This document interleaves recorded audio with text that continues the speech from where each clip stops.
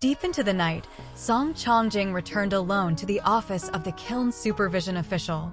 Song Jisun had already left and returned to Clay Vase Alley, a place that was like a dog's kennel. The man in white didn't have any issues with this. As a frontline general who had led armies to wars for numerous years, and as someone who could still sleep soundly amid a sea of blood and a mountain of corpses, he naturally didn't feel like his nephew had been treated badly these past few years. Even though he had been tossed into this small town, he could at least return to the capital of the Great Li Empire alive. This was already quite good. The old steward of the kiln supervision office had been waiting outside the gates the entire time, a lantern in his hand. Song Chongjing walked through the side entrance, which only had a single door open. He then continued to stride forward, saying, "No need to lead the way." The old steward nodded in acknowledgement. He slowed down his pace before silently taking his leave. The office of the kiln supervision official was located on Fortune Street, and this wasn't an extravagant building. In fact, it was much smaller than the residences of the Liu clan and the Li clan. The previous kiln supervision official, the legitimate one, had lived an honest and frugal life. The residents of the small town hadn't found this out of the ordinary. However, Song Chongjing was different. He was the younger brother of the Great Li Empire's ruler, and he had also made a profound contribution to help expand the territory of the empire. At the same time, he was more so one of the top-notch martial arts grandmasters of Eastern Treasured Vile Continent. His arrival was akin to a flood dragon crashing into a small lake. Even though the powerful clans in the small town weren't especially afraid of him, they still had to at least treat him with a sense of respect. When Song Chongjing walked past a courtyard, he noticed that there was still someone reading under the dim candlelight in a nearby building. They were sitting upright and, even though they were alone in the building, they still maintained a meticulous posture and attitude, as expected of a noble and virtuous person. Song Changjing's sleeves billowed in the air as he briskly walked past, and a smile of ridicule tugged at the corners of his lips. In the past, there had once been a youth who had sought knowledge at Lakeview Academy. His calligraphy skills had been divine, and his renown had echoed throughout the imperial palace. The ruler of Southern Wei Nation had invited him into the palace to compose imperial decrees in a side palace. During winter, the heavy snow and biting cold had been such that his calligraphy brush had become frozen and unable to produce any characters. Learning this, the emperor had ordered a dozen or so of his retainers to assist the young scholar and use their breaths to warm his brush. News of this had spread through Eastern Treasured Vile Continent like wildfire, and it had immediately become a story praised and talked about by everyone. However, no one had thought to ponder deeply about this, with how strict the imperial palace was with information, to say nothing about the emperor, eunuchs, and concubines. Just how in the world had ordinary peasants learned about all of this? Walking along a secluded and narrow path, Song Chongjing suddenly broke into hearty laughter. Song Jisun, who was dressed cleanly, arrived back in Clay Vase Alley. He pushed open the unlocked courtyard door and proceeded back to his house. What greeted him was the sight of Ji Gui sitting on a chair in the main hall, with her eyes half closed as she dozed off. When her head drooped to a certain angle, she would immediately jerk upright before slowly leaning forward again. By the looks of it, the young girl was truly tired. Song Jisun bent down and lightly shook her shoulders, saying in a soft voice, Ji Gui, wake up. Hurry up and return to your own room. Be careful of catching a cold. Ji Gui rubbed her sleepy eyes and murmured, Young master, why are you back so late? Song Jisun smiled and replied, I took a trip down to the covered bridge. It's quite far away, so I was only able to get back this late. Huh? Young master, when did you change into this?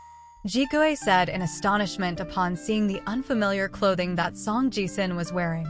Song Jisun was unwilling to talk about this, so he said, Let's not talk about this. I lent you the local county chronicle, so how are you going with reading it and learning new characters? Do you need me to teach you anything? The young girl shook her head and replied, No. Song Jisun returned to his room. It was pitch black, and he removed his outer robe before kicking off his shoes and feeling his way to the bed. Lying down, the young boy murmured, Wangju, Wangju. So that's how it is. Jikue also returned to her room, blowing out the candles and getting into bed.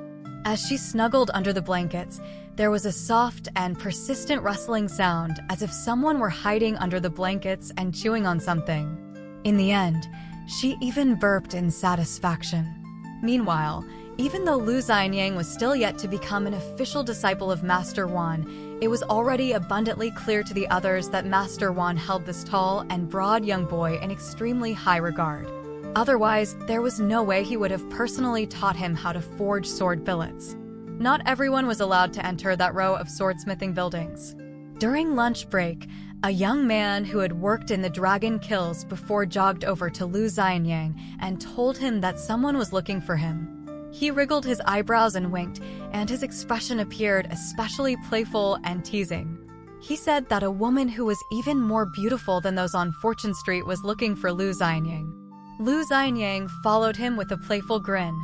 However, he was actually feeling extremely solemn. Sure enough, he saw that slender woman standing by a well. Nearby, the young men were working extremely hard as they dug the wells. Just like the young scholar Song Jisun had said, Lu Xianyang was indeed a country bumpkin who didn't know much. However, determining whether a woman was beautiful or not had nothing to do with how many books one had read. Nor did it have to do with whether one was literate or not. Perhaps the young boy didn't know, but calling someone beautiful was only a very general remark. Under this umbrella of beauty, there existed a type that was charming, where the woman would appear both dignified and naturally alluring. This type of beauty was particularly soul-stirring. If one insisted on defining a charming beauty, perhaps this would be a woman who had slender and intoxicating eyebrows. The unfamiliar woman standing before him had eyebrows that were as slender as a willow branch and a forehead as smooth and bright as jade. She had come alone today, and she didn't look like she was here to accuse Lu Xianyang of any wrongdoing. It didn't look like she was here to pressure and bully him either. Lu Xianyang breathed a sigh of relief upon seeing this. He conceded that this woman was very beautiful, and he conceded that she indeed possessed a graceful and noble demeanor. If he had come across such a woman on the streets in the past, perhaps he would have looked over and whistled at her. However, this wouldn't mean that he had fallen for her. Lu Xianyang had only ever liked a single girl, the maidservant from Clay Vase Alley. This was the case now, and it would be the case in the future. Lu Xianyang walked toward the creek with the beautiful woman, and he said in a firm voice, "Ma'am, if you're trying to convince me to sell my family heirloom to you, I suggest that you give up." The woman smiled beautifully and replied, "Don't be so quick to reject my offer. Allow me to explain the benefits and intricacies first, and then you can decide again after you finish listening." The young boy's expression remained unchanging, and he purposefully continued to act in a carefree and relaxed manner. However, his heart had already sunk. In the distance, a young girl in green was squatting by a blacksmith forge with a bowl of rice in her hands. The rice was heaped so high that it formed a pyramid shape that protruded far above the side of the bowl.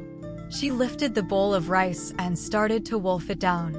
After destroying the pyramid, she caught a glimpse of the braised pork belly that she had hidden inside the bowl of rice. She glowed with happiness, and she secretly turned around to have her back face the man who was slowly eating his own bowl of rice. "Father, aren't you going to stop that outsider lady?" she asked. "No," the man replied in a low and muffled voice. The young girl in green felt slightly anxious, and she said, "But he's going to be your opening disciple in the future. Aren't you afraid that he'll be led astray?" "That will simply mean that he doesn't have enough fortune," the man replied calmly. "Father, won't you feel like that's a great pity?" the girl asked with a puzzled expression. For example, when she saw those delicious and exquisite desserts in the shops. So be it if she didn't have any money. However, if she had money and decided to purchase some, wouldn't it be a great shame if she accidentally dropped them on the floor? She would deserve to be punished by the heavens. The man answered with a completely unrelated question of his own, asking, "How's the braised pork belly?" The young girl subconsciously nodded and said in happiness, "It's delicious." However, she immediately froze in the next moment. Her father had issued a decree before, saying that she could only eat one meat dish a day. Thus, she had pretended to get a full bowl of rice, but she had actually hidden a piece of braised pork belly inside. This was so that she could rightfully eat another meat dish at night. The young girl wore an awkward expression as she lifted her bowl of rice up high and said in a righteous manner, "There's only one piece. I didn't break the rules." The man chuckled and asked, "Then will it be a pity if you can't eat that other piece of braised pork belly hidden at the bottom?" The young girl opened her mouth, yet she didn't know what to say. Her expression was ashen, and it was as if she had been struck by lightning. The man continued to pour salt on his daughter's wounds, saying, "If you hadn't been so nosy and commented on Lu Xianying's situation, I would have simply turned a blind eye to your behavior." The young girl didn't utter a word as she slowly nibbled on the piece of braised pork belly. It was clear that she would become a thrifty person in the future. After finishing his lunch, the man looked at the young boy and woman by the creek and said, "Your father won't care about that young boy's life or death for as long as he doesn't reach the middle 5 tiers. After he reaches the middle 5 tiers, I'll step in to save him if it's necessary. However, I'll only do so once or twice, and definitely not more than 3 times. Each person needs to deal with their own fate." "Why won't you help him now?" the young girl asked with a sulky expression. The man huffed and replied, "When cultivators and martial artists take disciples, it's not the same as when ordinary sects and factions recruit subordinates. The aim of taking disciples isn't to gain an advantage in numbers when arguing or fighting with someone in the future. At the end of the day, both master and disciple should be like-minded people who pursue the same Tao. At the very least, that's how I see things. In any case, Lu Xianying isn't even my disciple yet." The young girl didn't reply. The man sighed and continued, "My silly girl, do you know how many people live in this small corner of the world that's the Greatly Empire? Over 20 million families. With so many people in the world and so many troubling matters to deal with, can you truly keep an eye out for everyone? After I take over from Qi Jingzhen, I'll be watching over this small town for the next 60 years. At that time, you should also stop running around everywhere. You need to diligently forge and practice your swordsmanship near this blacksmith forge. Otherwise, if you go out and cause trouble, should your father help you or not?" Before the man could say anything else, the young girl immediately quipped, "I don't need your help." The man almost choked and suffered internal injuries. The might of this attack was no weaker than the trump card of some powerful sword immortal. Wan Xiang truly wanted to knock his foolish daughter on the head. How could he not help his own daughter? He felt a bit melancholic at this moment. The young girl wore an astonished expression as she suddenly exclaimed, "Huh? How did a piece of braised pork belly suddenly appear at the bottom of my bowl? Oh no, there goes my meat dish for the day. Or maybe you want to eat it, father?" Without even turning around, the man could still sense the abhorrent acting skills of his daughter. He could only sigh and say in exasperation, "Don't worry about it. You can have it yourself. I'll pretend that you only ate a single piece of braised pork belly today. However, remember not to slack off when you forge iron in the afternoon." The young girl was filled with gratitude, and she said sincerely, "Father, you're so nice." The man laughed in irritation, and he corrected, "You mean the braised pork belly is nice, right?" The young girl lifted her bowl and ate a mouthful of rice, saying in a soft voice, "Father is also nice." It took the man great willpower not to laugh out loud. Thinking about it, perhaps it was better to have a daughter after all. A voice suddenly sounded next to his ear, saying, "Father, can I have another piece of braised pork belly for dinner? 2 pieces or 3 pieces? The difference isn't that great, right? If you don't say anything, I'll take that as a yes, okay?" The young girl shot into the distance like a bolt of lightning. In fact, she had already run extremely far away when she said that final sentence. The man rubbed his face and murmured, "Food is truly the most important thing for my Xiao. After visiting a number of streets and valleys and delivering all of the letters, Qin Ping'an bought some breakfast and took it back to Ning Yao, who was still staying at his home in Clay Vase Alley. While she ate, he started to adeptly brew medicine. Ning Yao was wearing a brand new robe today, and it was dark green in color and especially smart in appearance. She already radiated with a gallant and resilient aura to begin with, and coupled with the saber by her waist, this outfit made her appear even nobler than those from the wealthy families in Fortune Street. She hesitated for a moment before saying, "If you genuinely want to start studying the mountain shaking guide now, there are 3 things you need to do before you can start practicing the fist technique: standing meditation, walking meditation, and sleeping meditation." Sleeping meditation is more focused on the accumulation within one's acupoints and the circulation of one's breath. It's quite difficult to describe using words, so let's leave this for later. As for standing meditation and walking meditation, these don't have stringent requirements in terms of one's talent and aptitude. Thus, you can diligently practice these following the stances illustrated in the Mountain Shaking Guide. If you stick to it, it will eventually bring you some benefits. Even if you're unable to become a true martial artist, there's still a chance that it can strengthen your physique and extend your lifespan.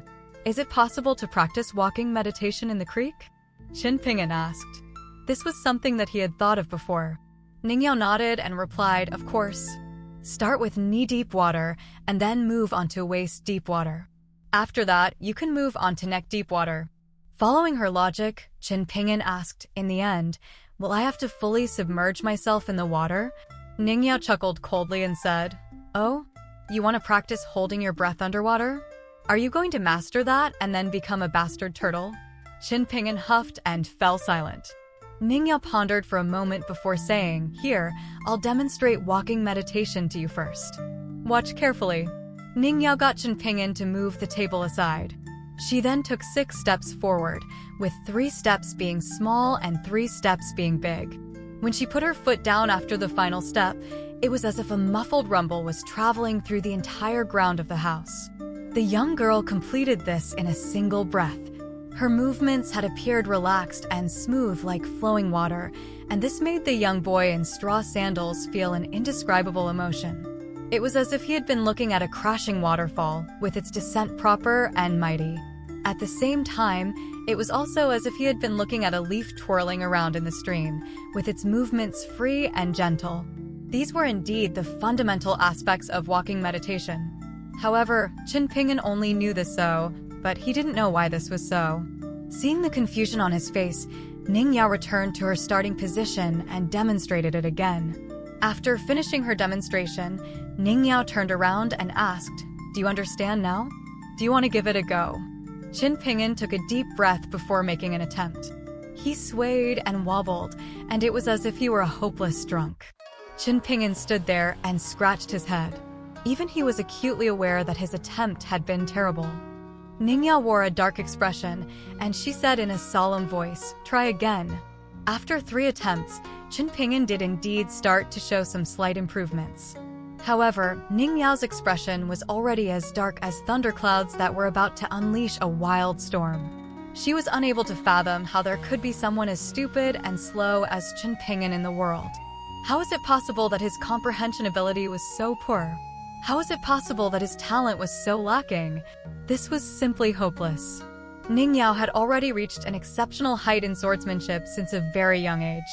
Her background, aptitude, talent, and vision were also equally as outstanding.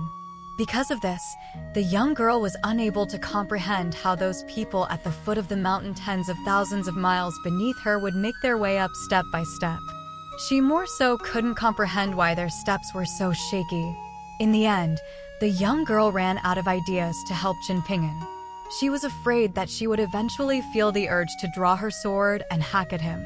A thought suddenly occurred to her at this moment, and she patted the young boy's shoulder and attempted to say in comfort, "Qin Pinyin, the meaning of a book will become clear if you read it many times." Practicing martial arts is the same. If you can't get the feel for something after practicing it 10,000 times, then practice it hundreds of thousands of times. If that's not enough, then practice it millions of times. Go and collect your pebbles now. Remember, those who are less talented simply need to make an earlier start. Don't lose hope, and remember to take things slowly. When you collect pebbles in the creek, you can practice walking meditation again and again. Qin Pinyin thought about this, and he felt like it did indeed make sense. Song Jisun had said something similar to, "The meaning of a book will become clear if you read it many times before," and the saying had gone, "The more one reads, the better one writes." However, Qin Ping'an felt like Ning Yao's other remark made more sense than these two sayings. That was, if he couldn't get the hang of something after practicing it 10,000 times, then he should practice it hundreds of thousands of times, or even millions of times. There was a smile on his face as he ran out of Clayvase Alley. As he made his way to the creek, he silently recited the method of walking meditation to himself, 3 small steps and 3 big steps. He tried to emulate Ning Yao's movements. Qin Ping'an told himself a truth in his mind. That was, perhaps he would reach a level of small accomplishment if he practiced this walking meditation a million times. In this sense, the introduction to the mountain shaking guide would be to complete walking meditation a million times. Only after completing this would he have the right to move forward. Sitting alone on the doorstep, Ning Yao muttered to herself, "Why do I feel like I've dug a huge hole for him? He won't collapse and be unable to climb out, right?" More and more outsiders arrived in the small town, allowing business at the hotels and restaurants to flourish. At the same time, many young children from the large clans and families on Fortune Street and Peach Leaf Alley started to quietly depart the small town. Many of them were clever and good-looking children, but there were also those who were relatively unknown illegitimate children and those who were the children of extremely loyal servants. Zhao Yao, the son of a noble family, was among these children.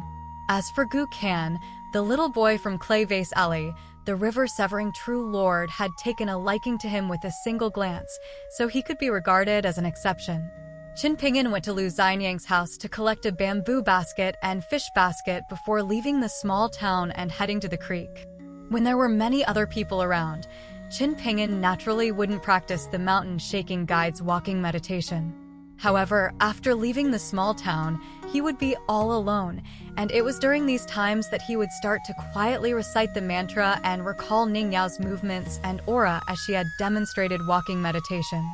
He wasn't willing to miss any detail, and he continued to repeat the 6 steps over and over again. When Qin Ping'an had attempted walking meditation for the first time in his home, his movements had been extremely awkward and disjointed, so much so that he appeared even more inferior than normal people. In fact, this had resulted in some slight misunderstanding between him and Ning Yao. Qin Ping'an had a quirky habit that he had always been aware of. Ever since his time working in the Dragon Kills, he had discovered that his eyes were quick, but his movements were slow. More precisely, the young boy's eyesight and judgment were extraordinary. However, this resulted in his hands and other movements being unable to match his judgment and understanding. If others attempted to imitate Ning Yao's walking meditation, even though their movements would appear rough and shoddy, they would perhaps be able to imitate 30 to 40% of it decently well. At the very least, they would do much better than Qin Ping'an's 10 to 20% accuracy. However, this was precisely because Qin Ping'an was able to observe and remember Ning Yao's movements far too well. As a result, he had tried too hard to match each movement, and this had been to a detrimental effect. With his arms and legs being unable to keep up with his mind and intention, his movements had appeared extremely awkward and comical. However, while 90% of his movements had been completely off, there had been a subtle and valuable 10% of Ning Yao's aura that he had been able to emulate. In any case, Ning Yao was completely unaware of these matters. While attempting to imitate her walking meditation, the walking meditation of a sword prodigy, being able to emulate 10% of her aura was, in fact, far more valuable than being able to emulate 90% of her movements. Of course, to say nothing of emulating 10% of her aura, Ning Yao wouldn't be astonished even if someone managed to emulate 80% of her aura. This was because her ambitions lay far above in the lofty heights of martial arts, where few people stood. Her goal was to reach those who stood at the pinnacle of the sword Dao. Qin Ping'an sat down to rest, and he performed some rough calculations in his mind as he sat on the steps beneath the plaque on the covered bridge.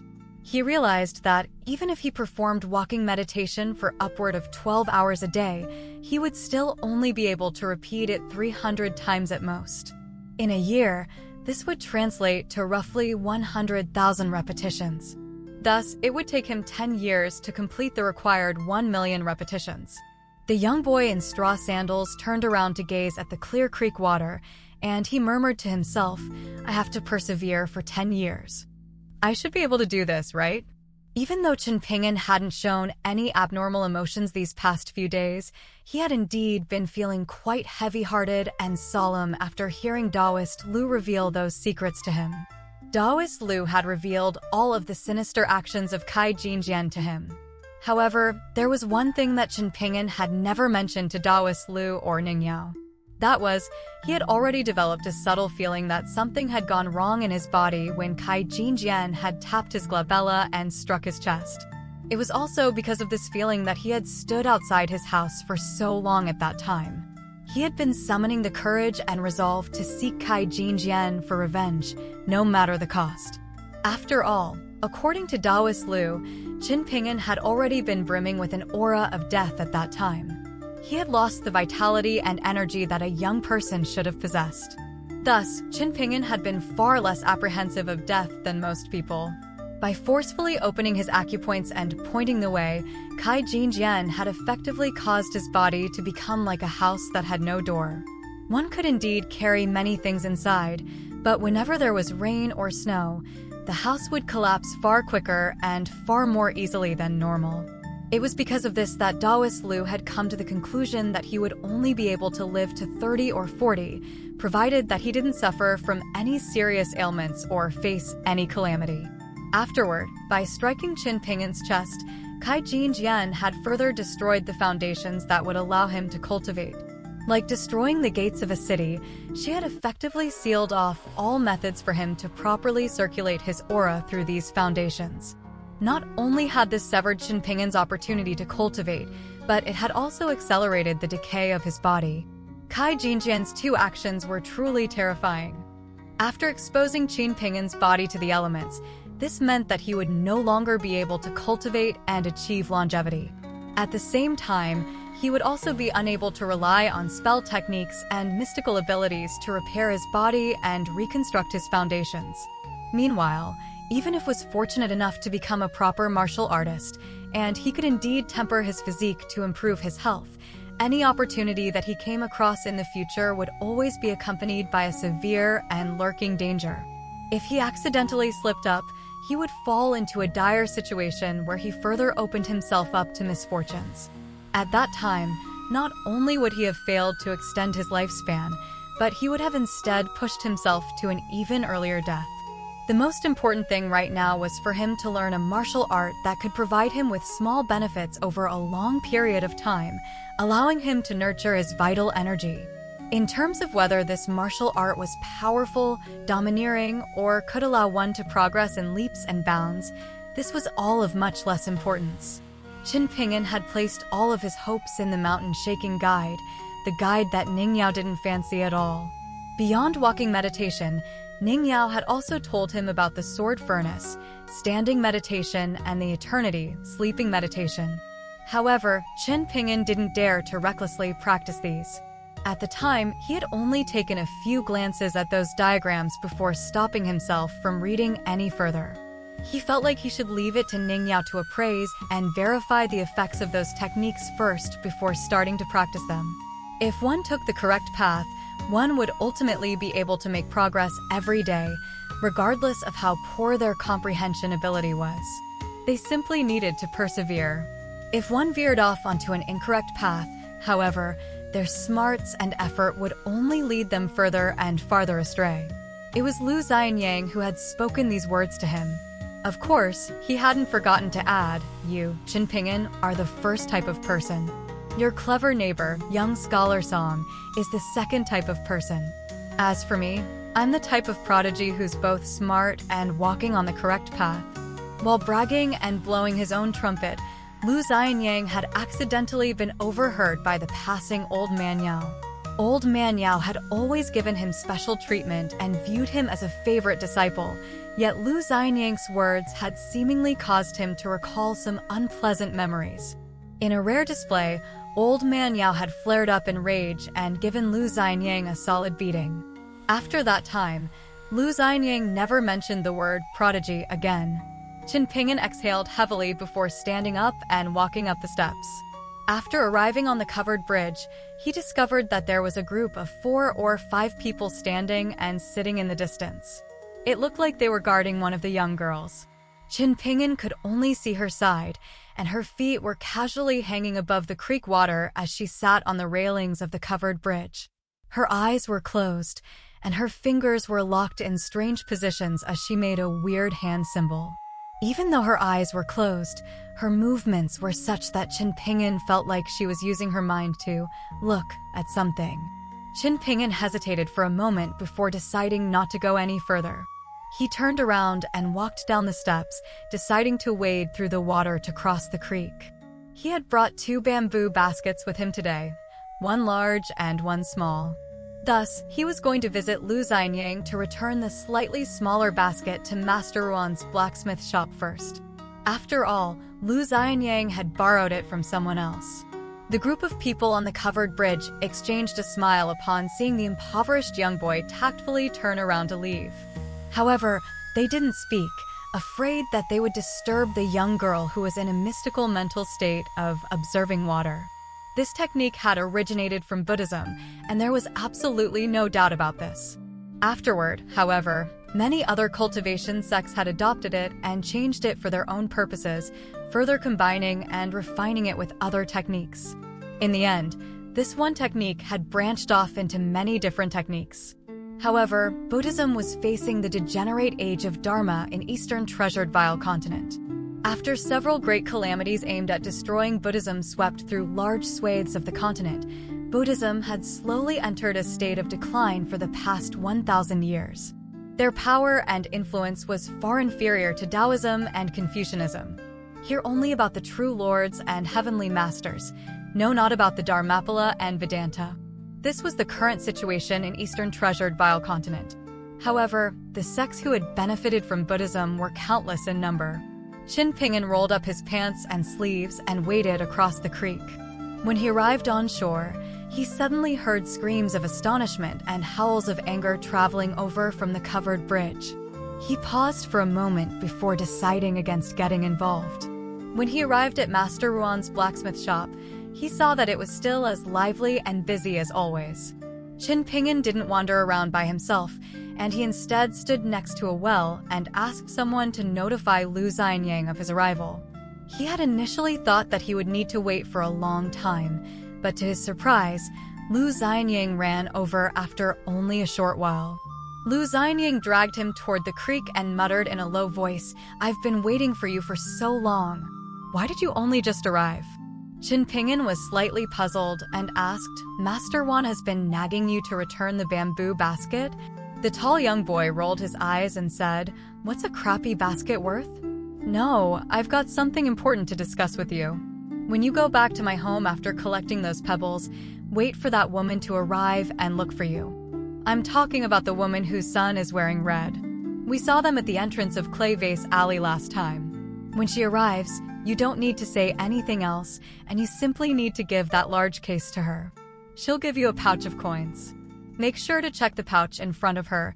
There should be 25 copper coins. Make sure there's none missing."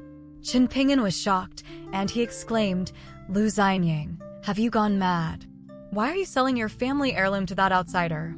Lu Xianyang roughly wrapped his arm around Qin Ping'an's shoulder and said, "You don't know crap. A bright future is waiting for me, so why should I abandon it for no reason?" Qin Ping'an wore a skeptical expression. He refused to believe that this was Lu Xianyang's true feeling. Lu Xianyang sighed and whispered in a soft voice, "That woman wants to buy my treasured armor, while the other master and servant want to obtain my sword scripture. Before passing away, my grandpa told me that I could sell the treasured armor if I was truly forced into such a situation. Of course, this is naturally only if the price is right. However, when it comes to the sword scripture, I can't admit that the Lu clan possesses it even if that means death. Thus, I decided to sell the treasured armor to that woman." Apart from the pouch of coins, she also agreed that she would talk to that imposing old man and convince him not to target me in the short term. In essence, I'm just buying some time. After I become Master Ruan's disciple, all of these problems won't be problems anymore. Then why didn't you try to buy time with that woman? Qin Ping'an asked directly. It's not like she can come to the blacksmith shop to target you and cause trouble, right? In any case, she can't break into your house to steal that suit of treasured armor. Lu Xianyang let go of him and squatted down by the creek. As he casually picked up a pebble and tossed it into the water, he pursed his lips and said, "It's not like I definitely can't sell that suit of treasured armor. Since she's offering a fair price for it, isn't the outcome pretty good anyway? It can also make our situation safer, and perhaps Ningya won't need to interfere and put herself in danger either. So, I feel like this isn't a bad outcome." Chen Ping'an squatted down next to him and said in an anxious voice, "How do you know she's offering a fair price? What are you going to do if you regret it in the future?" The tall boy grinned and said, "Regret it? Just have a think, since when have I ever regretted doing something?" Chen Ping'an scratched his head. He had a nagging feeling that something was wrong, but he was a clumsy speaker and didn't know how he could persuade Lu Xianyang. Lu Xianyang had always lived a carefree life, and it was as if there was nothing that could ever obstruct him or challenge him. The tall boy stood up before kicking Chen Ping'an's bamboo basket and saying, "Hurry up, I need to return this to Master Wan. When I officially become his disciple, I'll invite you over to broaden your horizons." Chen Ping'an slowly stood up. He wanted to say something, yet he eventually swallowed his words. Lu Xianyang smiled and scolded, "Bloody hell, Chen Ping'an, am I selling your family heirloom or my family heirloom? Or perhaps I'm selling your wife?" As Chen Ping'an handed the bamboo basket over, he asked in an uncertain voice, "You're not going to reconsider it?" After accepting the basket, Lu Xianyang took several steps back before suddenly launching into the air and performing a flashy roundhouse kick. When he landed, he smiled smugly and asked, "Impressive, huh? Are you afraid?" "Get stuffed," Chen Ping'an replied with a huff. After leaving Master Ruan's blacksmith shop, Chen Ping'an was weighed down with thoughts in his mind as he entered the creek to collect pebbles. Perhaps it was due to his restless mind, or perhaps it was due to the shallower creek. His results today were relatively poor, with only 20 or so snake gall pebbles in his basket when he arrived near the covered bridge. Moreover, none of them were dazzling, and none of them had caught his attention at first glance. Chen Ping'an placed the bamboo basket and fish basket in the tall grass beside the creek before taking a deep breath and walking back into the creek. He started to practice walking meditation. When Chen Ping'an returned, his heart jolted as he saw a short young boy squatting next to the baskets that he had hidden in the tall grass. There was a lush green grass stalk hanging from his mouth. This young boy was Granny Ma's grandson, and he had been treated as a retard by the others ever since he was very little. Moreover, Granny Ma's reputation was extremely poor among the children who were around Chen Ping'an's age, and she was seen as someone who was both stingy and unkind. As a result, many of them treated her darling grandson as an outlet to vent their anger. The young boy was chased and bullied every time he left home. Whenever he wore new clothes or shoes, it was guaranteed that they would become dirty within an hour thanks to the mean actions of the other children. For example, when Granny Ma bought a new pair of shoes for him, a dozen or so children would immediately step on his feet and trample all over his shoes. When he returned home, would the shoes still appear new? This young boy was called Ma Kuxuan, and he was a mentally impaired child who had already been largely forgotten about by the others. He had always appeared strange, and he had always been picked on by others. However, he never complained to Granny Ma, and he never burst into tears or begged the other to stop. From the beginning to the end, he had always worn a calm expression with a hint of coldness in his eyes. Thus, the children in Apricot Blossom Alley had never liked to play with him. As a result, Ma Kuxuan had learned how to play by himself from a very early age. His favorite pastime was to sit on a hill or roof and watch the clouds in the sky. Chen Ping'an had never bullied Ma Kuxuan before, nor had he ever felt sympathy for him. Even though they were both pitiful children, he had more so never thought about becoming friends with him to find a sense of warmth and belonging. This was because Chen Ping'an didn't think that Ma Kuxuan was a mentally impaired retard. Instead, he felt like Ma Kuxuan was extremely similar to Song Jisun and perhaps even more capable than him. He never spoke, but it was as if he were biding his time and waiting for an opportunity. It was as if he were silently saying to the others, "The heavens owe me many things, and there will eventually come a day when I reclaim all that is rightfully mine." If someone owed Song Jisun 1 copper coin, perhaps he would demand them to obediently return too. If it were Ma Kuxuan, however, perhaps he would demand them to return a tael of gold. Qin Ping'an didn't think that they were wrong. Instead, he simply disliked this type of personality. The young boy no longer appeared like a mentally impaired retard, and he smiled and said in a clear voice, "You're Chen Ping'an from Clayvase Alley, right? Jigui's neighbor." Qin Ping'an nodded in confirmation and asked, "Is something the matter?" The young boy smiled before pointing at Qin Ping'an's basket and telling him, "Perhaps you haven't realized it yet, but the creek has become much shallower than before. The only good pebbles left are those in the deep pool under the covered bridge and those in the pit under the Azure Cow Ridge. The pebbles in the other places aren't that great anymore, just like the ones that you've collected. They can't hold their aura anymore, and they'll quickly plummet in quality. If you're lucky, perhaps you'll be able to make an extremely good quality whetstone out of them, or perhaps you'll be able to make inkstones for scholars. At the end of the day, they're still valuable items that will fetch a good price with ease. However, forget about it.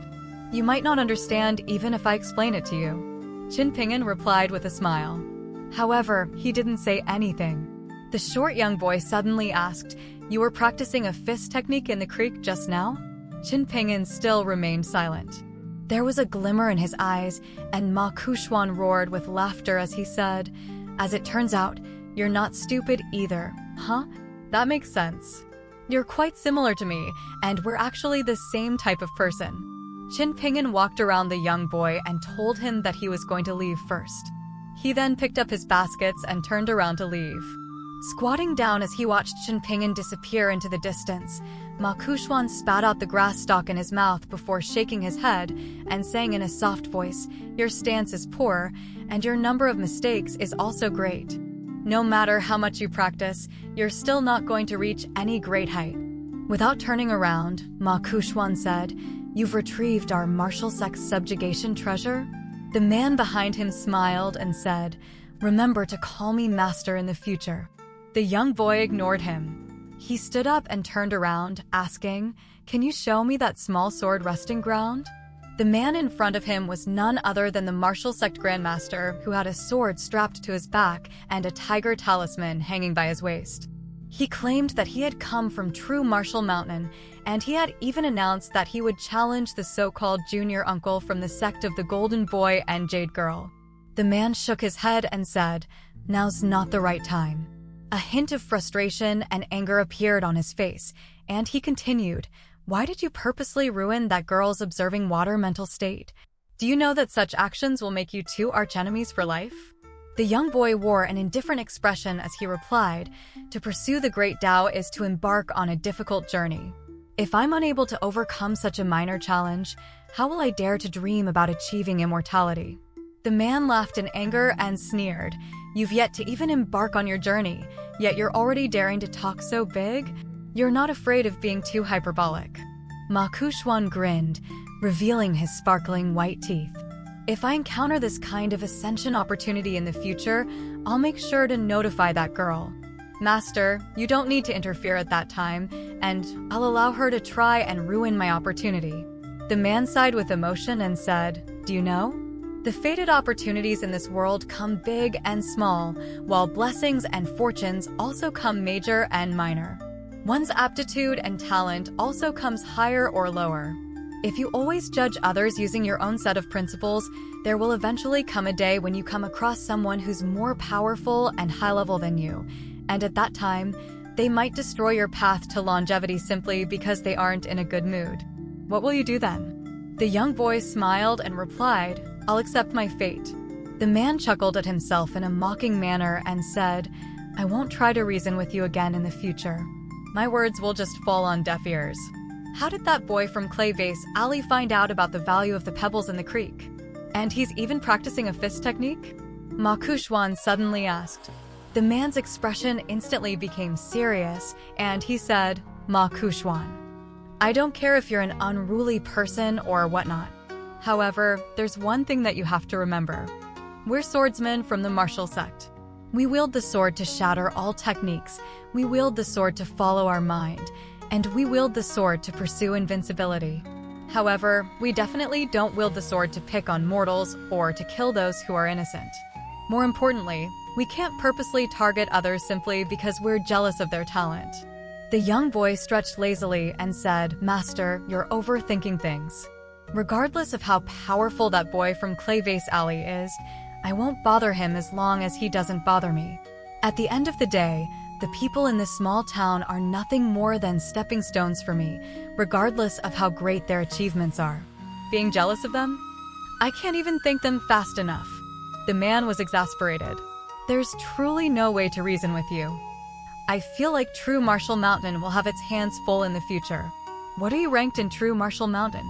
Ma Kuxuan asked in curiosity. The man chuckled and replied, "Let's not talk about this. I don't want to lose face." The young boy rolled his eyes and said, "If I had known this earlier, I would have waited for a little longer before choosing a master." The man replied with a smile. There was something that he hadn't told his disciple. There were indeed many types of prodigies in the world, and there were indeed many different levels of talent and aptitude. Just then, the six-step walking meditation of the young boy in straw sandals had appeared ordinary and unremarkable. In reality, however, his movements had been filled with a rolling fist intent. Chen Ping'an didn't directly return to Lu Xianyang's house. Instead, he went to Clayvase Alley first and told Ning Yao about Lu Xianyang's decision. Ning Yao didn't comment on this, and she simply said that this was something between him and Lu Xianyang. She also said that she was only responsible for accepting money to deal with any potential problems for them. If Lu Xianyang could overcome this challenge without needing her help, she would naturally return the 3 pouches of gold essence copper coins to them. However, Chen Ping'an said that this had nothing to do with money. Upon hearing this, Ning Yao coldly asked him what their relationship was to talk in such a manner. Chen Ping'an was rendered speechless by her, and he could only squat by the door and scratch his head. Ning Yao glanced at the desserts on the table that Chen Ping'an had brought over. There were cheap but delicious jujube glutinous rice cakes, and there were also relatively expensive rain dew balls. It was clear that the young boy was doing his best to show hospitality to his guest. The young girl suddenly felt a rare sense of guilt, and she felt like she was treating the young boy quite unkindly. She was living in his house and eating his food, so even if she was unable to help when he encountered troubles, the least she could do was to not add fuel to the fire. Perhaps Lu Xianyang felt like his life was being threatened even while he was still at the blacksmith shop, so he had no option but to sell that green and black wart-like armor. For example, there might be hidden members of the 4 surnames and 10 clans in the blacksmith shop, and perhaps they gave Lu Xianyang a beating. Chen Ping'an thought about this for a moment before shaking his head and saying, "No, that can't be." Lu Xianyang definitely isn't the type of person to lower his head and admit defeat simply because someone threatened him. When I first met him, even though he had been beaten to the point of vomiting blood by that group of people from Fortune Street, he still didn't utter a single word of surrender. He continued to endure it, and he was almost beaten to death by them. After all these years, this part about him still hasn't changed. There's never a shortage of people who are hot-blooded, courageous, and prefer death over dishonor. I've seen many such people on my journey. However, when they're offered a huge fortune, can they still maintain their composure and moral compass? Ning Yao asked. Chen Ping'an fell deep into thought. However, his expression eventually became firm, and he said, Lu Xianyang won't abandon his principles simply because someone offered him a huge fortune. He had an extremely good relationship with his grandfather, and unless he was telling the truth about his grandfather saying that he could sell the suit of armor for the right price, he definitely wouldn't sell it otherwise. As for that sword scripture, it definitely has to be kept in the Lu clan and passed down to the future generations. From what I know, that wart-like armor is indeed quite outstanding. However, it's nothing too precious. Meanwhile, that sword scripture is definitely an extremely valuable treasure. After all, Sun-Scorched Mountain has been coveting it for so long, and they even decided to send 2 people to this small town to look for it. It's clear that they view this treasure as their own. Thus, it makes sense for Lu Xianyang to sell the suit of armor and keep the sword scripture. Qin Ping'an nodded in response. Ning Yao stroked the green scabbard of her saber and suggested with a cold expression, "As a precaution, I'll go with you to Lu Xianyang's house to deal with that woman first. Since Lu Xianyang personally agreed to sell that suit of armor, we'll do as he says and bring the box out for that woman. When that's done, I'll go with you to Master Ruan's blacksmith shop and ask Lu Xianyang what in the world he was thinking. If he was truly honoring the will of his grandfather, then there's no need for me to interfere and do anything else. After all, everyone has their own way of doing things, so we shouldn't stick our noses into their business. If this wasn't the case, however, we'll ask him to tell us what's troubling him and what his considerations were. If it really comes to it, we can just snatch that box back." "Ning Yao, you fully recovered?" Qin Ping'an asked with a worried expression. Ning Yao smiled coldly and said, "If our opponent is that mountain-moving ape from Sun-Scorched Mountain, then I'll definitely be left in a sorry state. If it's that woman, however, I can deal with her with a single hand, especially since we're in this small town." "Mountain-moving ape?" Qin Ping'an asked in curiosity. "That's a type of despicable ancient beast that's managed to exist until now," Ning Yao replied in a perfunctory manner. "Their true form is that of a gigantic ape that's as large as a mountain. It's said that once they reveal their true form, they can even dig up a mountain and carry it on their back. However, these are nothing but rumors. After all, no one has ever witnessed that before. Sun-Scorched Mountain has been holding back for several hundred years, and in reality, their foundations are actually incredibly strong. Even though their sect isn't ranked highly in Eastern Treasured Vile Continent, they're certainly not a force that can be trifled with either. With this in mind, it's best that we try to avoid conflict with them. If we can't, however..." "If we can't, then what?" Qin Ping'an asked carefully. Ning Yao stood up and unsheathed an inch of her saber. She then looked at the young boy as if she were looking at a retard, and she said, "What else?" "We'll hack them to death." Qin Ping'an gulped. With his basket still on his back, the young boy slowly walked to Lu Xianyang's house with the young girl who was wearing her veiled hat and saber. Ning Yao turned around to glance at Qin Ping'an's basket, and she asked, "Why is there so little today?" Qin Ping'an sighed and replied, "Ma Kushuan." "Oh, he's Granny Ma from Apricot Blossom Alley's grandson, and he's around the same age as me. Anyway, it's as if he's become a completely different person. According to him, the feng shui of our small town has changed, so the pebbles in the creek can't hold their aura anymore." Ning Yao wore a solemn expression, and she said in a low voice, "He's right. Things are about to change in this small town. It's best that you deal with this issue quickly and leave this small town as soon as possible. Even if you leave and return again at a later date, it's still better than staying here the entire time." Qin Ping'an wasn't a foolishly stubborn person. He had lived by himself from a young age, yet this had made him even more adept when it came to reading the intentions and attitudes of others. He nodded and said with a smile, "I will. I'll immediately leave after Lu Xianyang officially becomes Master Ruan's disciple. It'll be best if Master Ruan also agrees to forge a sword for you at that time." Looking at the beaming smile on his face, Ning Yao couldn't help but feel a little puzzled. "These things have got nothing to do with you, so why do you look so happy? Am I wrong to call you a foolishly kind person?" Perhaps because they were slightly more familiar with each other now, Qin Ping'an was no longer as reserved as before when he spoke. He was filled with a righteous manner as he said, "Lu Xianyang, Gukan, and you. Just think about it. How many people are in this world? Yet, I only care about the safety and happiness of you three. How am I a foolishly kind person?" Ning Yao smiled and asked, "Then where do I rank among the three people?" Qin Ping'an flushed red and replied honestly, "Temporarily third." Ning Yao untied her saber and casually held it in her hand. She then used the scabbard to lightly tap the young boy's shoulder, saying with a fake smile, "Qin Ping'an, you've got to thank me for sparing your life." Qin Ping'an replied with an inexplicable question, saying, "You don't find brewing medicine annoying?" Ning Yao faltered upon hearing this.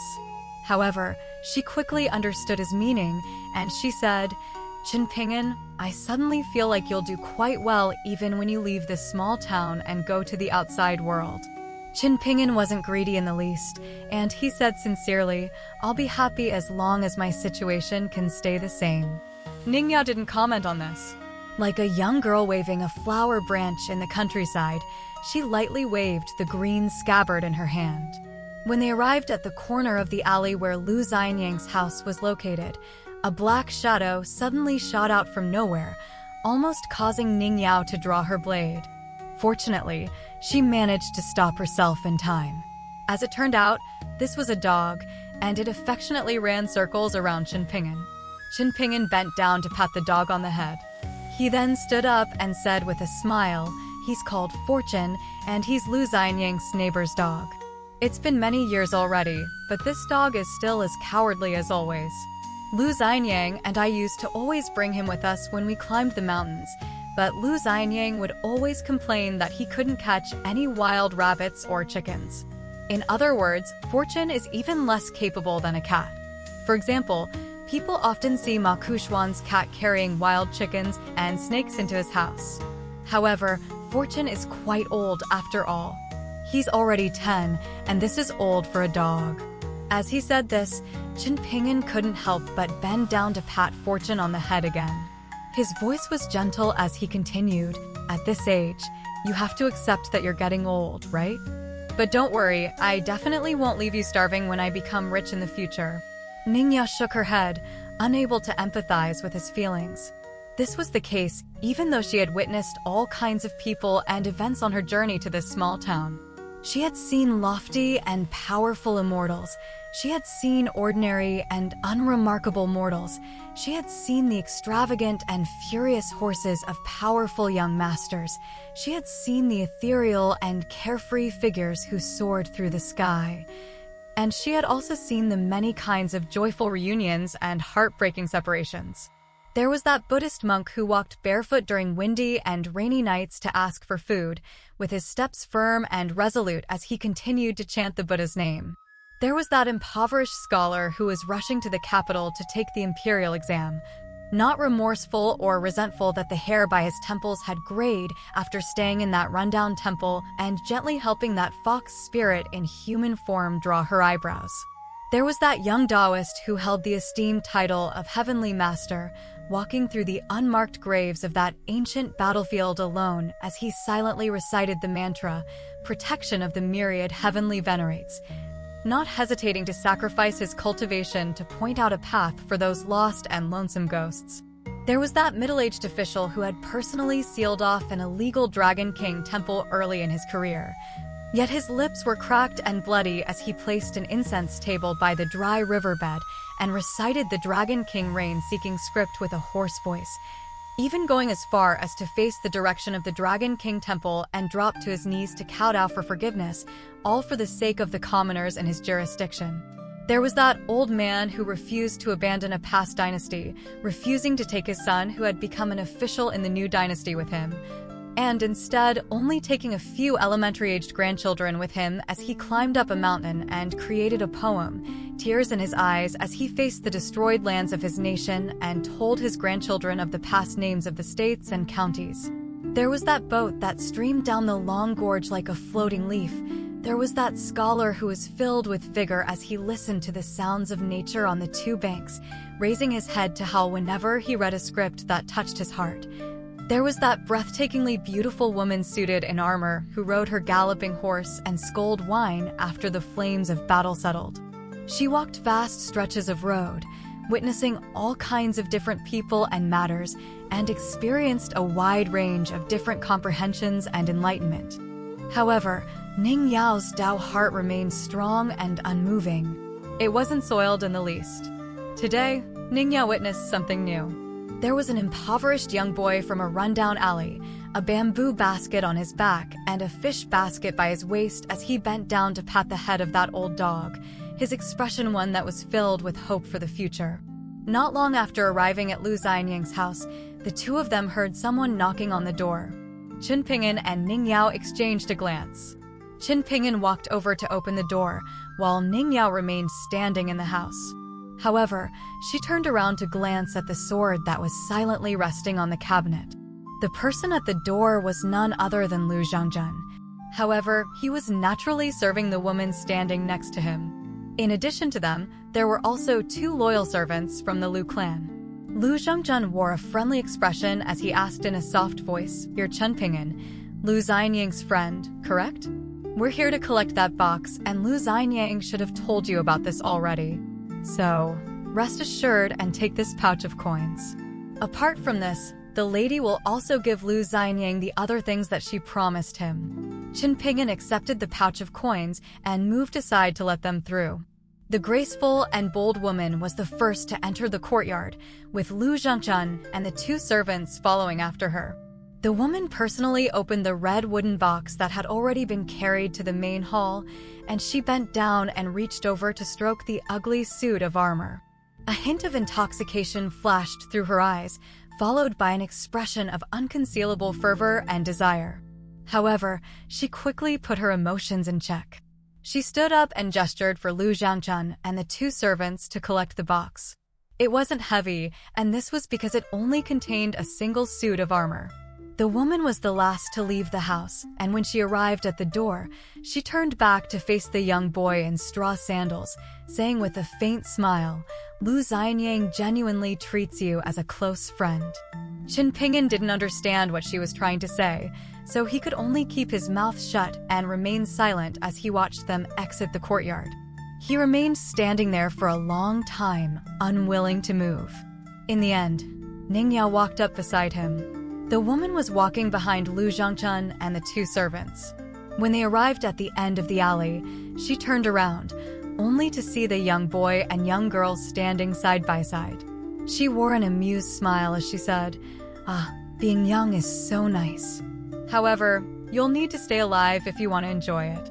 On the covered bridge that spanned across the creek, there lay a tall and broad young boy in a pool of blood, his body convulsing as blood poured from his mouth.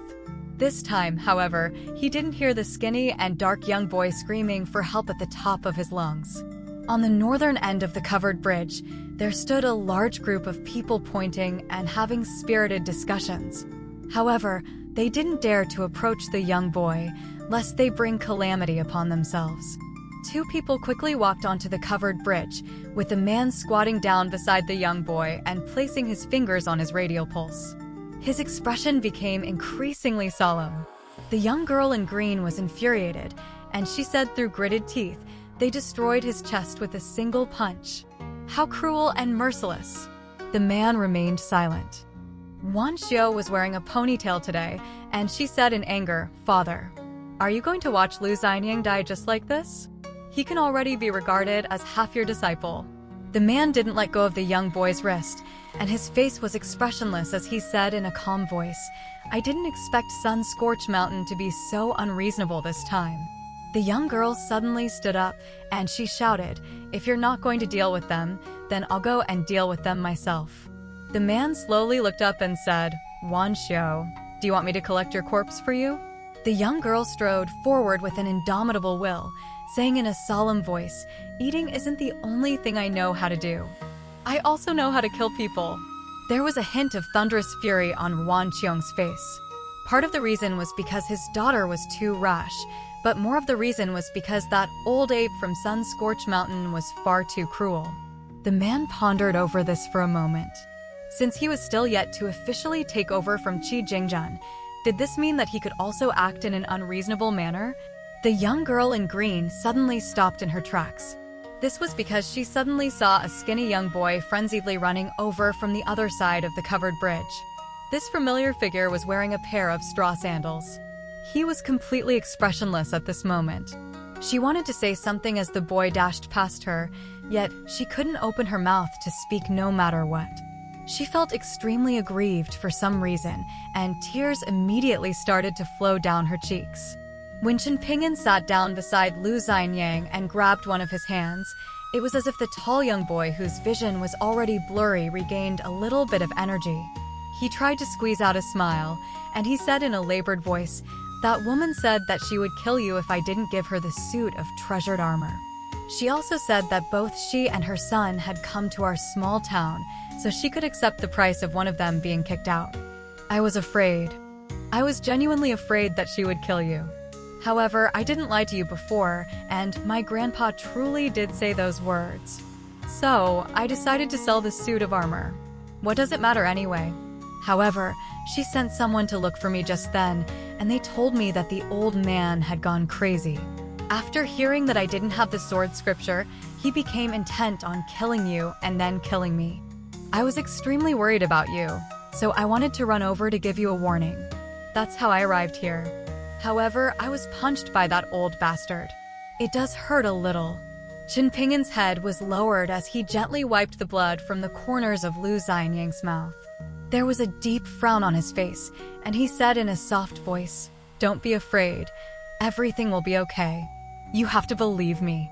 Don't talk anymore, okay? I'll take you home."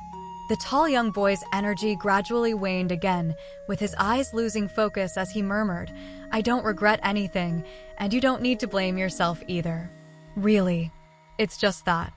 I'm a little afraid. As it turns out, I'm also afraid of death." In the end, the tall young boy sobbed as he tightly held onto his only friend's hand, saying, "Qin Pingin, I'm truly afraid of death." As Qin Pingin sat there, he tightly held Lu Xianyang's hand with one hand, while his other hand was tightly clenched into a fist on his knee.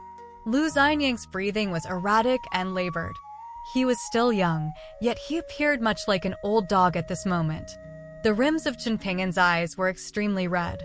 When he wanted to demand justice from the heavens, he would appear even more like an old dog. Qin Pingin didn't want to be like this. He didn't want to be like this ever again.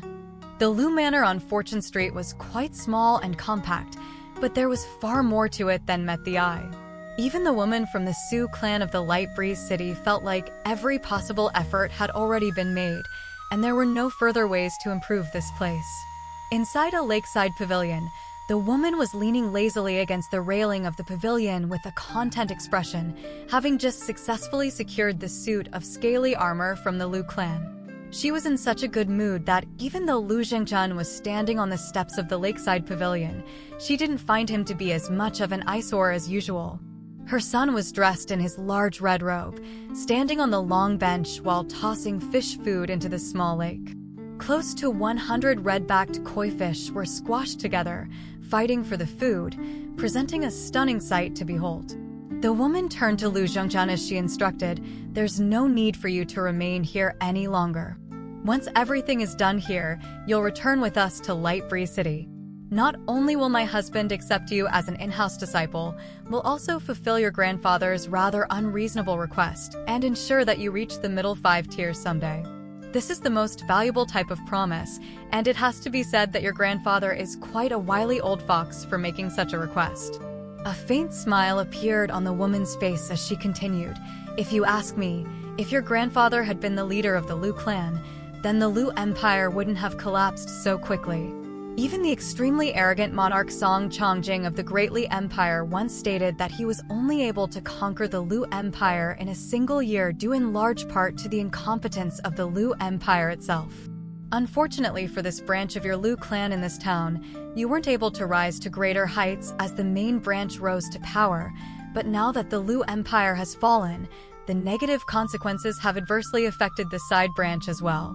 Hence, this opportunity to come to our Light Breeze City is truly a vast honor and privilege for you, so make sure you don't let it slip through your fingers." Lu Zhengzhen extended an extremely deep bow as he cupped his fist in a salute above his head, and he was so grateful that he was on the verge of tears as he declared, "I'll never forget this opportunity that you have bestowed upon me, Mistress Su.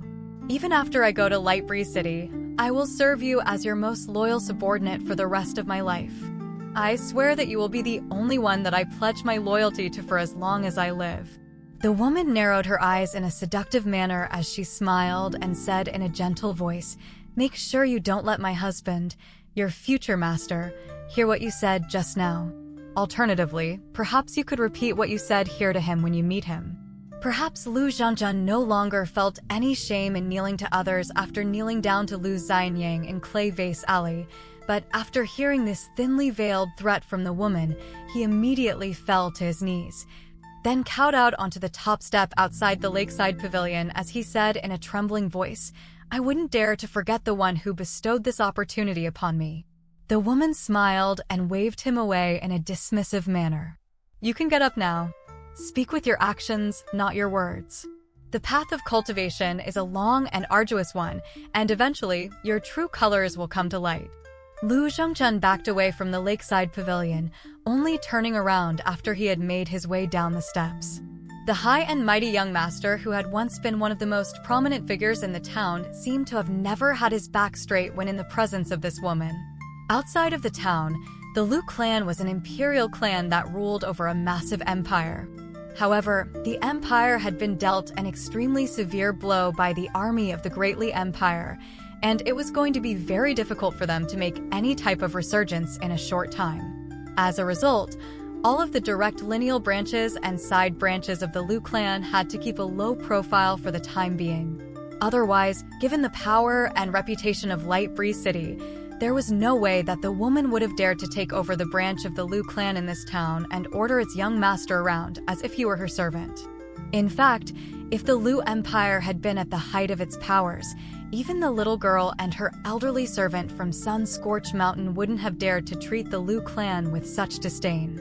At the moment, the Lu clan was like a dragon that was stranded on shore, and it was forced to lower its head during these difficult times. The boy in the red robe chuckled.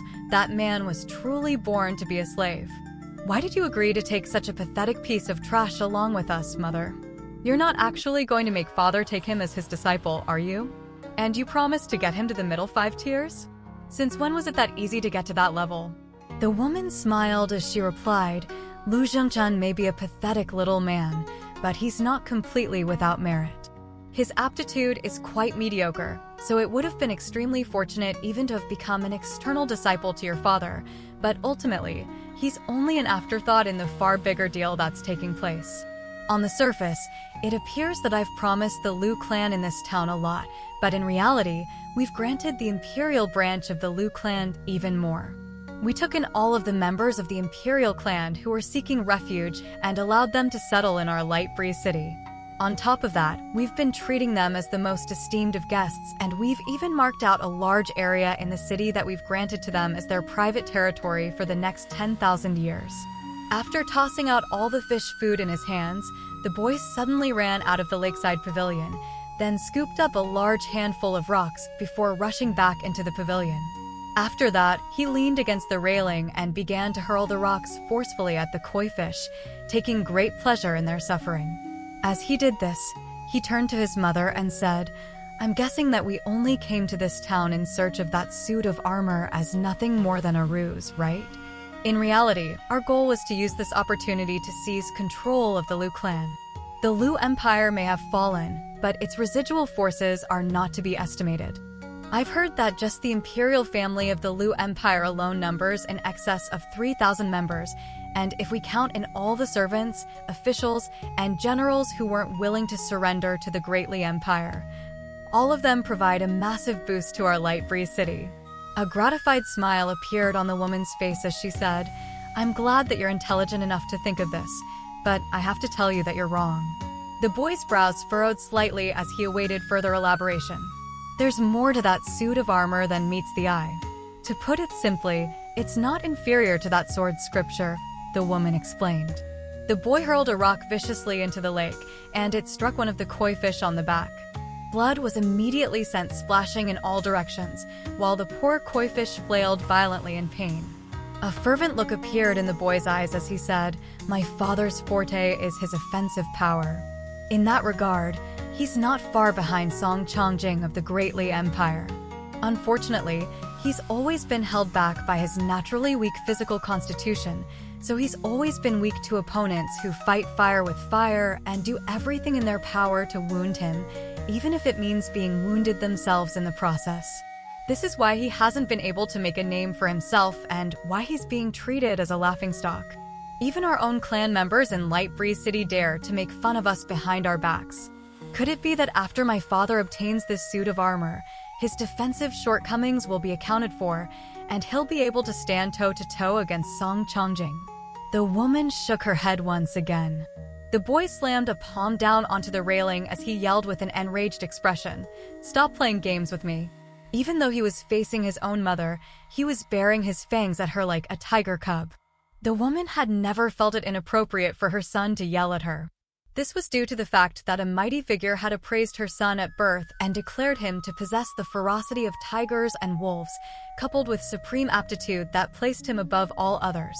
The woman patiently explained, "If your father can successfully master the suit of armor, he'll be able to take another massive stride in his offensive prowess. When that time comes, his defensive shortcomings will be of no concern. He'll be able to crush all of his enemies with overwhelming power, and offense will be the best defense for him." The boy immediately began to chortle with glee. "That's what I like to hear. When that time comes, I'll get my father to start off by killing all of our clan members who spoke ill of us behind our backs. Those people are the most deplorable of all." The boy then quickly calmed down, and a thought suddenly occurred to him as he said, "By doing this, we've really played Sun Scorch Mountain for a fool. What if that stupid ape realizes what we've done and decides to attack us after we leave the town?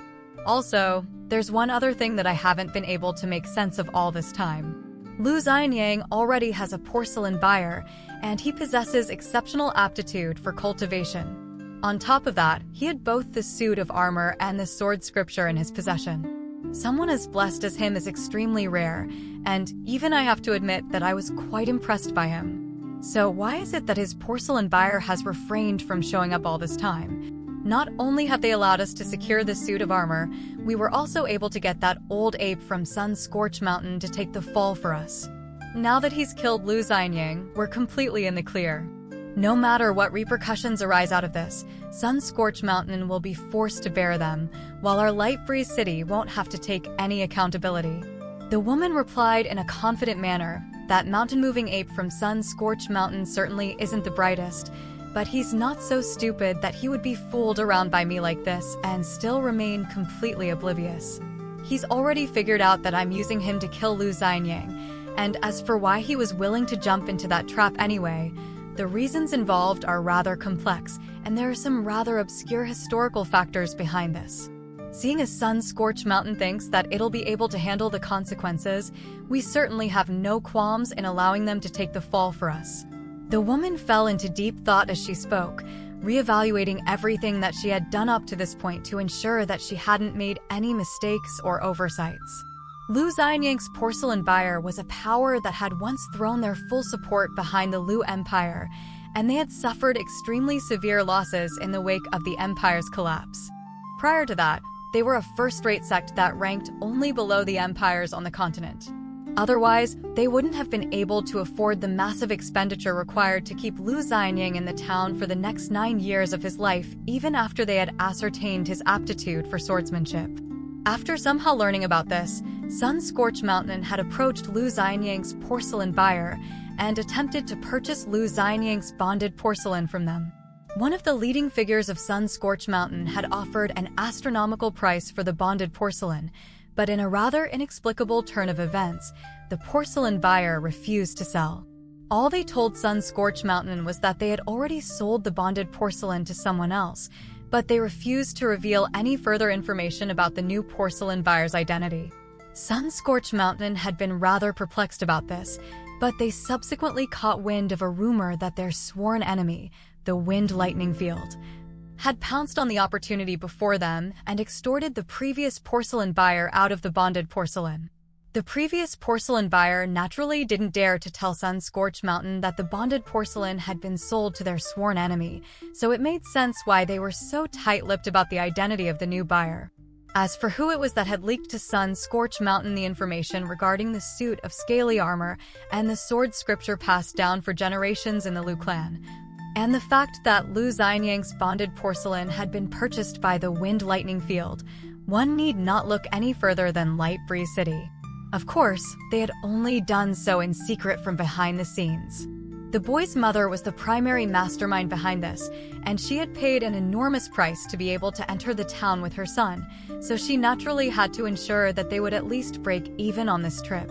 Otherwise, her status in Light Breeze City would suffer a massive fall, placing her in an extremely perilous position, and she certainly wouldn't have any chance of taking over Light Breeze City in the future. The town seemed to be an unremarkable place, but in reality, it was not to be looked down on. Setting aside the Liu clan, which had fallen into decline, the other three major clans were all extremely powerful entities on Eastern Treasured Vile Continent. The true power of the four major clans didn't actually stem from how many powerful cultivators were residing among them. In reality, those clan leaders and patriarchs were already condemned to be unable to leave this town. Unfortunately for them, they were rooted to the town just like the peach trees on Peach Leaf Alley or the old locust tree at the center of the town. Furthermore, there was no possibility of reincarnation for them, so they were essentially stuck with a whole host of powerful abilities that they were unable to make use of. Instead, the power of these clans stemmed from how many dragon kills were under their control, as this had a direct correlation to how many pieces of bonded porcelain they could provide to the outside world each year. Once a child with good cultivation aptitude emerged, as long as the porcelain buyer wasn't too stingy, they would generally pay the clan that had sold the bonded porcelain to them a large additional tip. Aside from that, a relationship of mutual favor would be formed between the two parties, and that was an invaluable resource as well. All of a sudden, the woman mused to her son, "Don't ever look down on anybody, not even someone like Lu Zhongjun, who's content with serving as a lapdog to others." Did you think that once we arrived in this town, it would be easy for us to obtain those treasures and fated opportunities? That's not the case. Fu Nanhua of Old Dragon City almost suffered a complete collapse of his Dao heart, while Kai Jinjian from Dawn Cloud Mountain has disappeared off the face of this town. There was also another junior who possessed remarkable aptitude, but has also had his Dao heart compromised during the course of his pursuit of the fated opportunities here. Similar things will only continue to happen in this town, and that's why we say that there isn't a single person who has an easy time on the path of cultivation. The boy considered what he had been told momentarily, then replied, "Caution is the key to longevity." "I'll be sure to keep this in mind, mother." "That would be best," the woman replied with a nod. The boy tossed out the final stone in his hand, then asked, "What's the deal with that Qi Jingdun?" In a rare display of anger, the woman put on a stern expression as she scolded, "How dare you be so insolent? You must refer to him respectfully as Mr. Qi." The boy faltered slightly upon hearing this, then obediently did as he was told, rephrasing his question. "Is Mr. Qi encountering some kind of trouble?" The woman hesitated momentarily, then replied, "Mr. Qi's teacher was once not only an accompanying officiant at that Confucian temple, he was also positioned second to the left of Confucius himself." The boy was astonished to hear this. This meant that Qi Jingquan's teacher was the fourth most important figure in the school of Confucianism, which had existed for thousands of years. This was an unfathomable figure, and if anyone were to claim that such an almighty figure would be able to completely crush the largest mountain on Eastern Treasured Vile Continent with a single stomp of their foot, the boy wouldn't be fully convinced. But he definitely wouldn't be overly doubtful about such a claim, either. A forlorn look appeared on the woman's face as she mused. That man was once a sage among sages, but unfortunately, as we speak, his status has plummeted to below even the dilapidated deity statues in this town. The boy gulped nervously, then asked, "What are we going to do with that friend of Lu Xianying's?" The woman took a moment to think about who it was that was being referred to, then asked, "You're talking about that orphan with the Qin surname living on Clay Vase Alley?" The child nodded in response. The woman smiled as she replied, "You called him an ant yourself when you first met him, didn't you? In that case, just leave them to their own devices." Two slightly disheveled guests had arrived at the office of the kiln supervision official. Both of them had only just reached adulthood and were very handsome in appearance. Upon learning that the two were here to visit Mr. Cui, the porter didn't even ask them who they were before hurriedly leading them to the living quarters of the official residence where Mr. Cui was staying. After knocking on the door in the two young men's stead, the porter respectfully took his leave.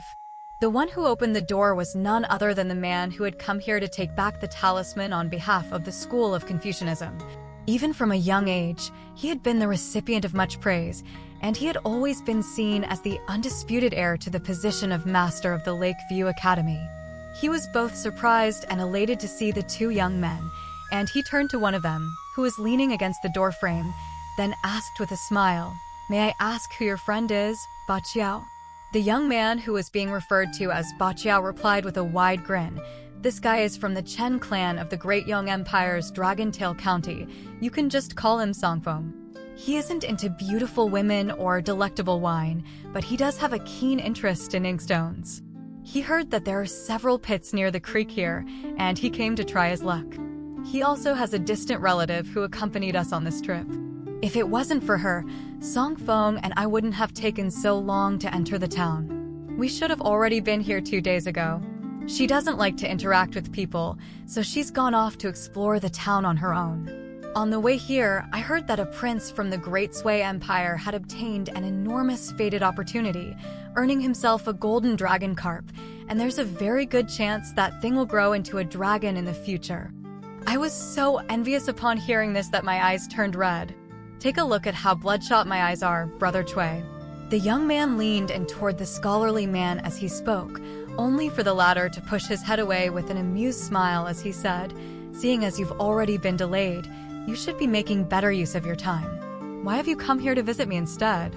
Since when did the disciples of Wind Lightning Field become so lackadaisical?"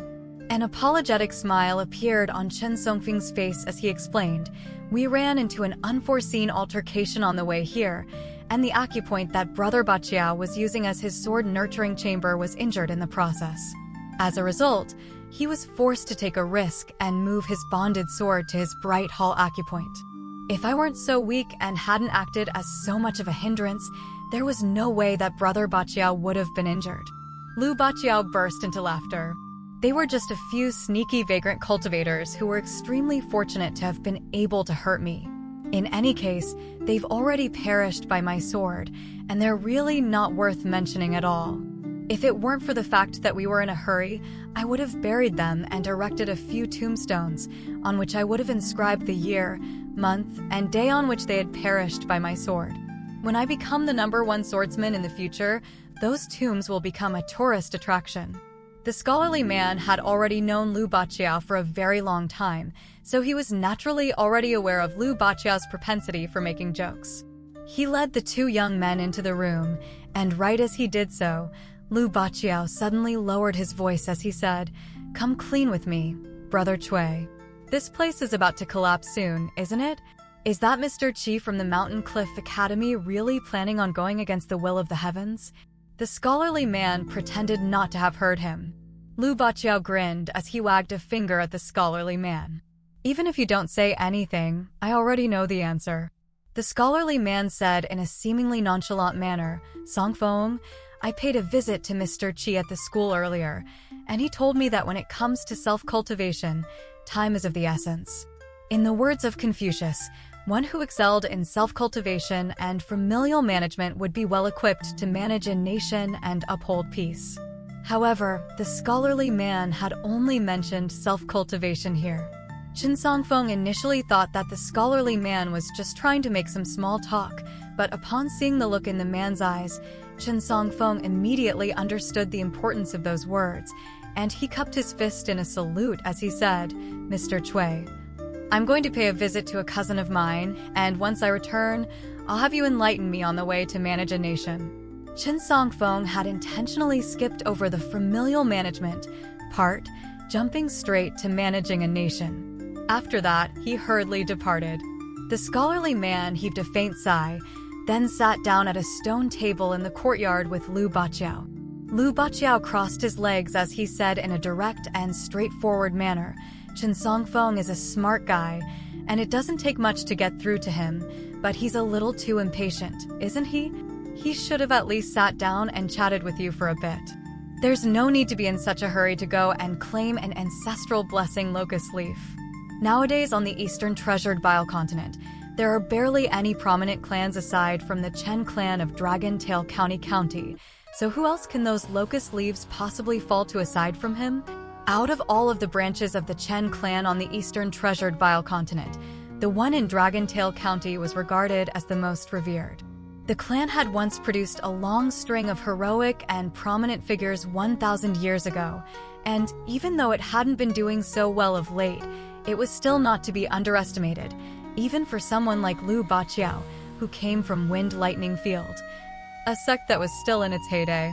This was also why Lu Baqiao had been willing to travel with Chen Songfeng and establish a friendship between them. The scholarly man asked in a curious voice, "Did you come here to ask Master Wan to forge a sword for you?" Lu Baqiao gave a rather ambiguous reply, the rough gist of which was that he was here to run an errand for the sect, and if he were successful, then Wind Lightning Field would make a request for Master Wan to forge a sword for him. As for exactly what task had been assigned to him, he seemed to be rather hesitant to elaborate. The scholarly man then said, "Did you know that Sun Scorch Mountain sent someone as well? And it's a master and servant duo." Lu Baqiao was stunned. "No, I didn't hear about that at all. Who did Sun Scorch Mountain send?" He then closed his eyes and brought his palms together as he prayed, "Please don't let it be Celestial Maiden Su. She's too beautiful. I'm praying to any god out there that's willing to listen to me. Please don't let it be Celestial Maiden Su. Otherwise, how can I bring myself to attack her? Just a single glance from her is enough to make me melt into a puddle. I wouldn't be able to bear the thought of attacking her." A slightly exasperated look appeared on the scholarly man's face as he replied, "Rest assured, it's not Celestial Maiden Su who you're so into. Instead, it's the Guardian of the Mountain, Baiyuan. He's currently accompanying the granddaughter of Sun Scorch Mountain's pure Yang Sword Patriarch, Tao Kuei." Lu Baqi immediately began to chortle with glee. "You really are my lucky star, old man Chui. I'm over the moon as long it's not Celestial Maiden Su.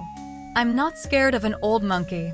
Our Wind Lightning Field can bow down to anyone, but Sun Scorch Mountain is the one sect we definitely can't back down against." The scholarly man hesitated momentarily, then asked, "Wind Lightning Field and Sun Scorch Mountain were once both orthodox sword sects of the same origin. Why can't the two resolve their differences?"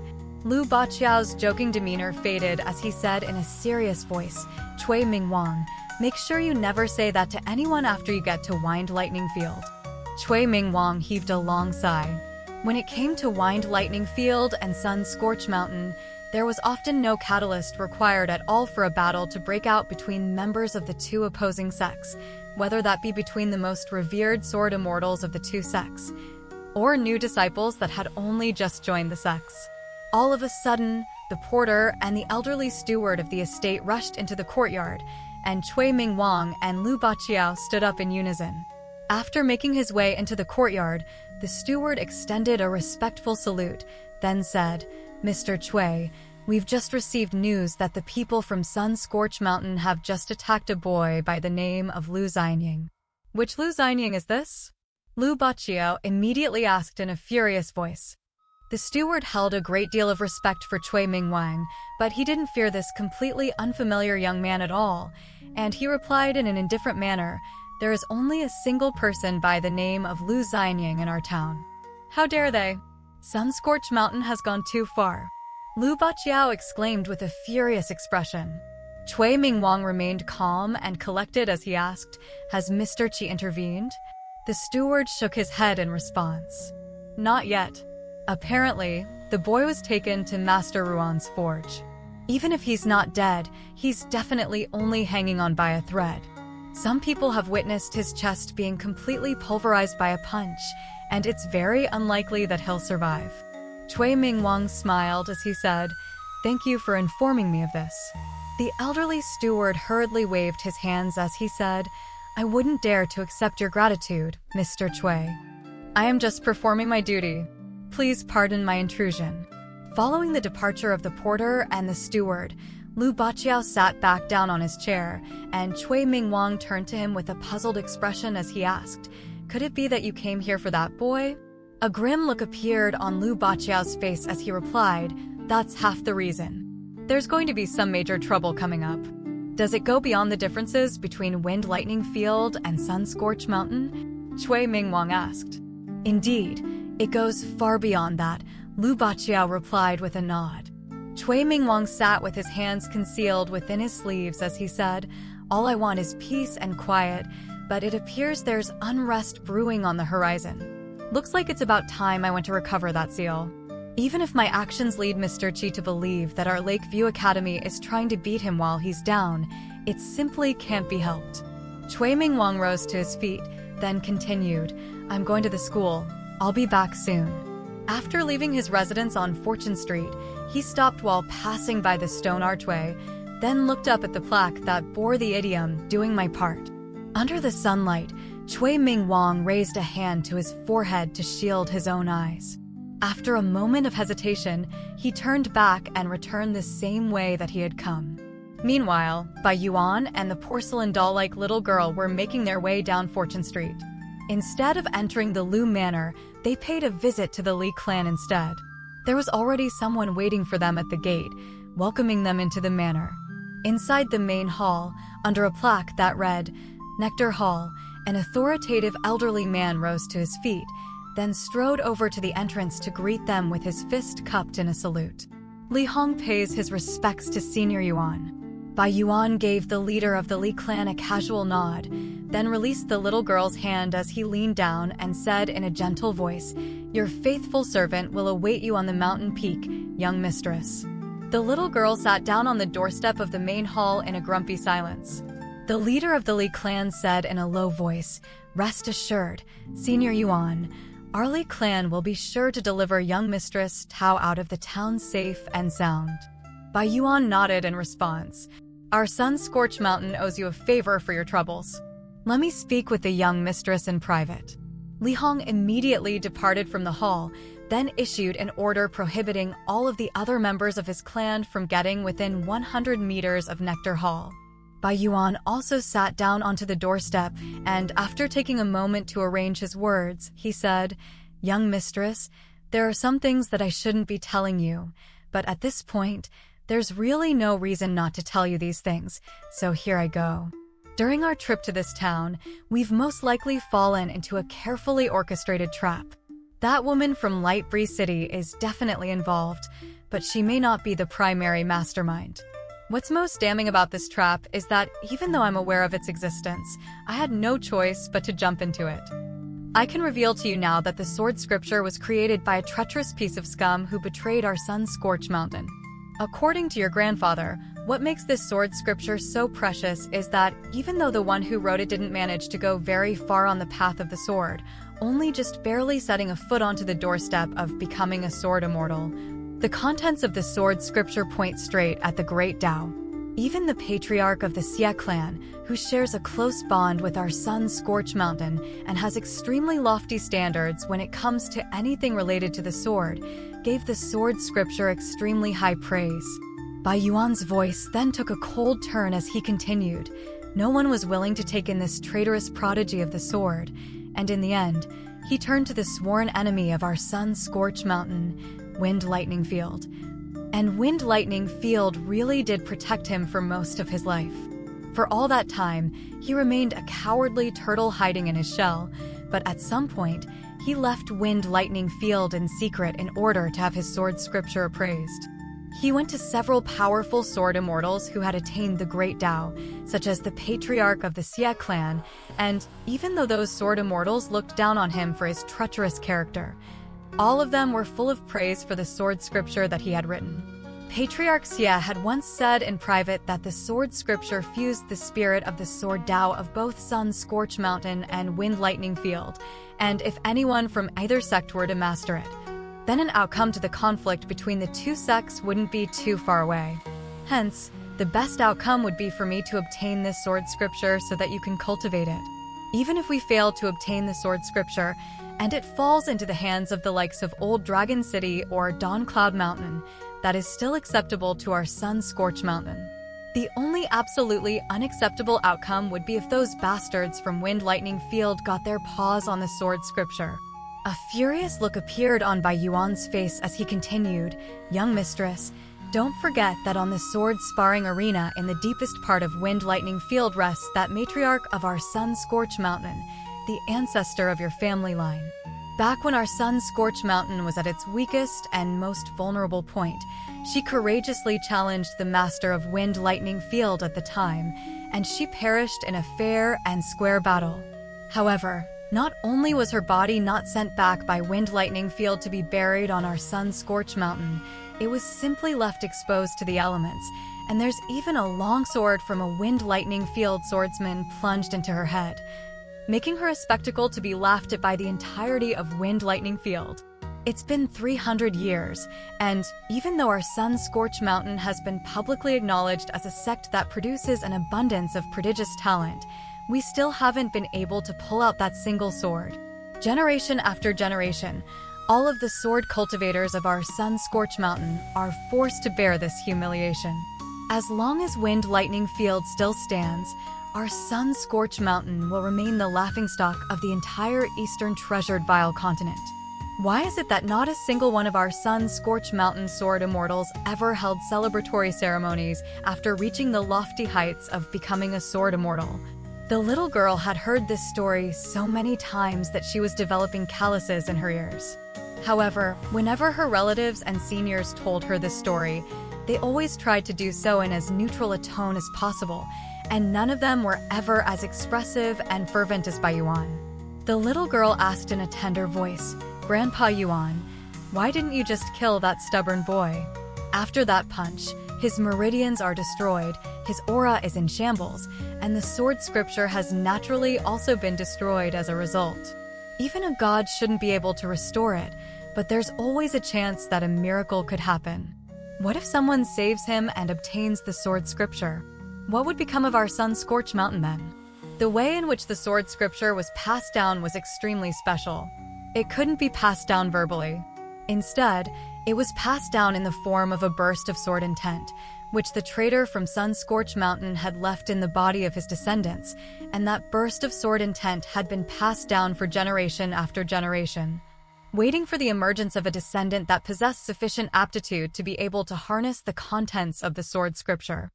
Hence, if Lu Xianying were to die, then the sword scripture would perish with him, and his porcelain biers and Wind Lightning Field would have no hope of ever securing it. Bai Yuan chuckled. If I had killed him on the spot, then I would have instantly been evicted from this place. What would happen to you then? I couldn't just leave you on your own to face Wind Lightning Field. On top of that, all mystical abilities are strictly prohibited in this place.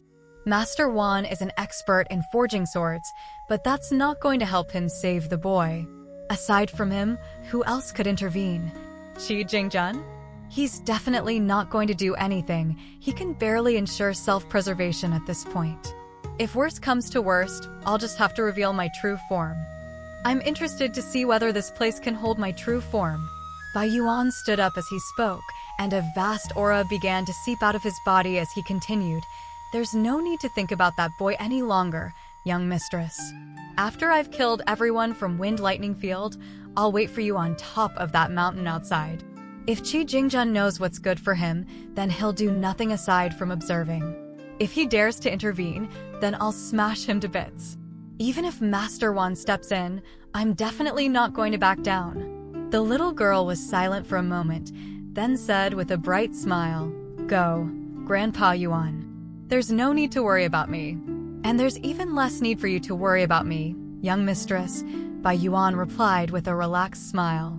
Meanwhile, the strong odor of blood was permeating throughout a room in the sword forge beside the creek. One basin of bloody water was carried out after another before being replaced by clean water. The shopkeeper of the Yang clan's medicine shop had been plucked over here by Wan Xiao by the back of his collar, almost like a hatchling being carried by the scruff of its neck.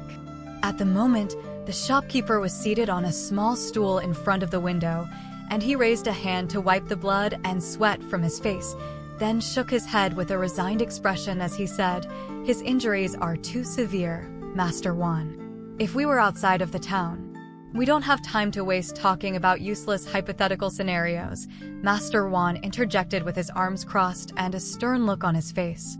The old man could only give a wry smile. This was indeed a useless hypothetical scenario. If they had been outside of the town, his services wouldn't even have been required. Wan Xiao was staring intently at the locust leaf placed on the forehead of the young man on the sickbed, and it was already completely dull and devoid of luster. It was still green, but there was no vitality left in it. All of a sudden, she turned around with a furious expression and asked, "Didn't you say that he would be able to survive this ordeal as long as Chen Ping'an brought his locust leaf to him?" The old shopkeeper sighed.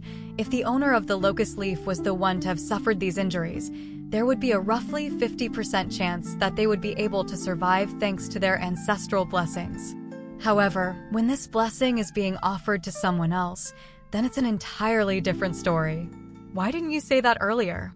All you said was that there was a 50% chance that he could be saved. Wan Xiao yelled in a furious voice. The old shopkeeper wore an aggrieved expression as he replied, "If I didn't say that, you would have beaten me to death before this young man dies." Wan Xiao was so furious that her complexion had paled significantly, and she was just about to launch into a tirade when Master Wan said, "Xiao Xiao, don't be rude to shopkeeper Yang." Wan Xiao could only grit her teeth in silence. After a brief moment of silence, Master Wan took a glance at the old shopkeeper, who was rooted to the spot, and despite what he had just said to his daughter, he suddenly erupted into a furious tirade himself without any warning. "Why the fuck are you just standing there like a block of wood, shopkeeper Yang? Do something." The shopkeeper was on the verge of tears, having to deal with this unreasonable father and daughter duo. What was even more damning for him was that he didn't dare to display any displeasure and could only continue working in futility. Throughout this entire process, Chen Pingyan didn't shed a single tear, nor did he raise his voice even once. All he did was carry basins of water in and out of the room, leaving with basins of bloody water before returning with clean water. After another 15 minutes, the shopkeeper had also become extremely agitated. He looked down at the basin of clean water, then suddenly slammed a palm down onto its surface, sending water splashing in all directions as he turned to Master Wan with a furious and indignant expression. "You know what? Why don't you just kill me? Go ahead, Master Wan. All I do is sell medicine. I can't work miracles." Master Ruan's brows furrowed slightly upon hearing this, and the old shopkeeper immediately shrank back slightly in fear and apprehension. Finally, Chen Pingyan said something. "Let's keep going, shopkeeper Yang." The old shopkeeper turned to look into Chen Pingyan's clean and pure eyes, and the latter repeated in a more assertive voice, "Let's keep going." The old man exhaled as he said in a sympathetic manner, "I'm sorry, child. There's simply nothing more that I can do." "Please, shopkeeper Yang, I'm begging you," Chen Pingyan implored as he forced a smile onto his own face. The old man shook his head with a weary expression, and the final glimmer of hope in Chen Pingyan's eyes was snuffed out.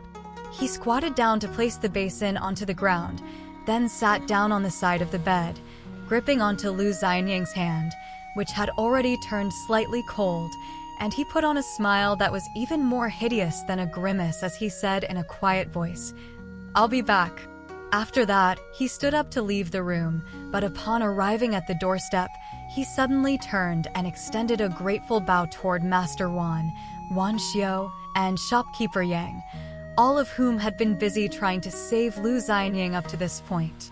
After stepping out of the room, Chen Pingyan paused momentarily under the bright sunlight, then strode directly forward. "If the heavens won't uphold justice, then I'll just have to take matters into my own hands. No matter what happens, I'll know that I've tried." Not long after Chen Pingyan left the room, Wan Xiao stomped a foot in frustration and prepared to set off in pursuit, only to be stopped by Master Wan, who yelled with a stern expression, "Xiao Xiao, you're only going to hurt him if you get involved now. He'll be beyond saving if you rush in recklessly." Wan Xiao didn't turn around. Instead, she only turned her head, and her ponytail whipped around in the air in a beautiful arc. There was a sharp and piercing look in her eyes that was matched by the tone of her voice as she said, "You refused to get involved with what happened to Lu Xianying. How did that work out?" Master Wan opened his mouth to say something, but resisted the urge to reveal certain secrets to his daughter as he replied in a solemn voice, "Trust me. The most you can do to help that boy now is to tell him about as many of the secrets and rules of this small domain as possible. You have to strive to convince him to act within the constraints of those rules.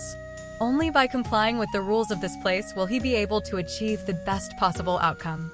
Wan Xiao seemed to understand what she was being told, but she was also still rather confused and hesitant about how to proceed. Master Wan waved a dismissive hand as he said, "Don't forget that you are the daughter of Wan Qiong. That boy from Clayvase Alley is but a small pebble. No matter how many ripples he stirs up on the surface of the pond, he won't be able to alert the old turtles at the bottom of the pond, which means that there will still be room to make amends. But the same doesn't apply to you, Wan Xiu. You must remember that the more urgent a situation is, the calmer you must be. I'm always telling you to read more books, but you never listen. You're a cultivator, yet you don't even have the mental fortitude of an uneducated boy. As that final sentence left his mouth, Master Wan was already regretting his harsh words.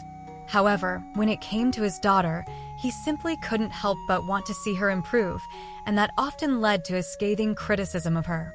Thankfully, this time, Wan Xiu didn't take his harsh words to heart, and she quickly rushed out of the room, leaving Master Wan to look on with mixed emotions. Master Wan took a seat on a chair, then laid his fingertips onto Lu Xianyang's wrist to check his pulse, only to find that it was in a state of complete chaos and disarray. He was already in a bad mood, and this only served to worsen his mood even further. He couldn't help but grumble to himself, Qi Jingjun really needs to pull his weight. Given how close Sun Scorch Mountain has come to breaking the rules, even if he can't evict them from the town, he should at least teach them a lesson and make an example out of them. He can't kill them, but it certainly wouldn't hurt to give them a beating. From here onward, more and more outsiders will continue to flock to the town, and if no example is set, things are only going to get even more chaotic. Is he thinking that he's going to be off duty soon, so he's just going to leave this mess for me to clean up? Aren't scholars supposed to be more considerate and responsible than that? Meanwhile, shopkeeper Yang was seated off to the side, making sure to remain silent so that he didn't draw any attention to himself. However, internally, he was scoffing at Master Ruan's lack of composure, particularly right after he had just scolded his own daughter for the same thing. After grumbling to himself for a while, Wan Qiong sighed, Qi Jingjun, I suppose it can't be helped that you're being so timid and hesitant. You can disregard everything I said earlier, but don't ignore what I'm saying now. Shopkeeper Yang had been eavesdropping on Wan Qiong this entire time, and he was instantly stunned by how shameless Master Wan was, thinking to himself, as expected of the next sage to take over this place, his skin must be thick enough to keep out flying swords. All of a sudden, Wan Qiong turned to shopkeeper Yang, then mused, It's always been said that a married daughter is like spilled water that can't be recovered, so why is it that she still hasn't married yet, but she's already going against me? There had been something that shopkeeper Yang had been meaning to say for quite a while now, and he felt like if he didn't say it, he wouldn't be able to live with himself. Hence, he mustered up his courage and said, Master Wan, perhaps it's just because I've gone old and senile, but it just feels to me like that boy isn't really into Xiao. Wan Qiong turned to shopkeeper Yang with a sympathetic expression, then declared in an implacable voice, I can confirm beyond a shadow of a doubt that you really have gone old and senile. Shopkeeper Yang was also looking back at Wan Qiong with a hint of sympathy in his eyes, and neither of them said anything further. Meanwhile, Wan Xiu had caught up to Chen Pingyan at the well, and she was also completely silent, unsure of what to say. Chen Pingyan flashed her a smile. He still recalled that the first time he had met her over at the Azure Cow Ridge, he had thought that she was mute, either that or she didn't know how to speak the town's dialect. Only now did he realize that she simply didn't like to talk. Wan Xiu followed Chen Pingyan as he made his way toward the covered bridge, and after mustering up some courage, she finally said, Chen Pingyan, my name is Wan Xiu, and my father's name is Wan Qiong. Ever since I was a small child, I've been forging swords with my father, and he came to this town on this occasion to carry out a request from his sect. Additionally, the natural environment here is ideal for forging swords, and he tells me that's why we came here, but I know that father took me here because he wanted to seek out a fated opportunity for me. My father is an extremely stubborn man who's never willing to admit that he's wrong. Truth be told, he actually really wants to take Lu Xianyang as his disciple. You may not be aware of this, but if my father chooses to establish his sect here in the future, then it's very important that he chooses the right first disciple for the sect. Hence, he didn't just intentionally throw Lu Xianyang to the wolves, so please don't blame him. I'm not blaming your father, Chen Pingyan replied with a shake of his head. He then paused here momentarily, and a bitter look appeared on his face as he continued, "I know that I shouldn't be blaming others, but I can't help but feel angry. I'm angry at your father for not accepting Lu Xianyang as a disciple earlier, and I'm angry at the fact that no one intervened when Lu Xianyang was attacked. I know I shouldn't be feeling this way, but I still just feel so angry." "That's an understandable reaction," Wan Xiao replied with a nod. Qin Ping'an didn't want to waste any more time here, and he asked, "Is there something I can help you with? You're not going to seek vengeance against the people from Sun-Scorched Mountain right now, are you?" Wan Xiao asked in a careful manner. Qin Ping'an didn't say anything, neither confirming nor denying this notion. Wan Xiao wasn't that good with words in the first place, and she took the simple route this time, simply speaking her mind as she urged, "Don't be so reckless. Sun-Scorched Mountain is an extremely renowned sect of our Eastern Treasured Vile continent, and that old ape is no different in status from the patriarchs of Sun-Scorched Mountain. Even if he can't use any of his mystical abilities in this place, he'll still be able to snap you like a twig. On top of that, Mr. Qi will definitely punish him for what he did to Lu Xianyang, so there's no need for you to get involved. Rest assured, something will definitely be done about this."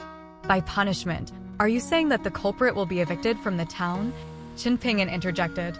Wan Xiao had no response to this. Qin Ping'an smiled, and his eyes were as clear and earnest as the flowing water of a creek as he said, "I know you're looking out for me, and for that, I thank you. Of course, I'm not just going to rush in recklessly to fight someone so much more powerful than myself." Wan Xiao was very relieved to hear this, and she habitually patted her own chest, following which a slightly awkward smile appeared on her face, seemingly at the realization that her actions were rather immature and unbefitting of someone of her status. Qin Ping'an also smiled as he said, "I was too stingy for only giving you 3 fish last time."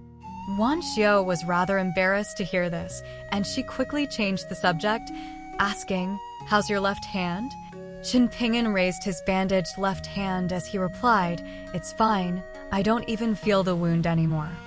Wan Xiao took a moment to arrange her thoughts, then said, "Whatever you do, don't do anything reckless. At the moment, Mr. Qi is in a rather difficult predicament, and once my father takes over from him, there's a very good chance that the town will undergo a massive transformation. As for whether those changes will be for the better or for the worse, that's impossible to predict right now, so it's very important that you don't do anything you'll come to regret now of all times." "All right," Qin Ping'an replied with a nod. For some reason, Wan Xiao was feeling rather agitated. This agitation came solely from herself.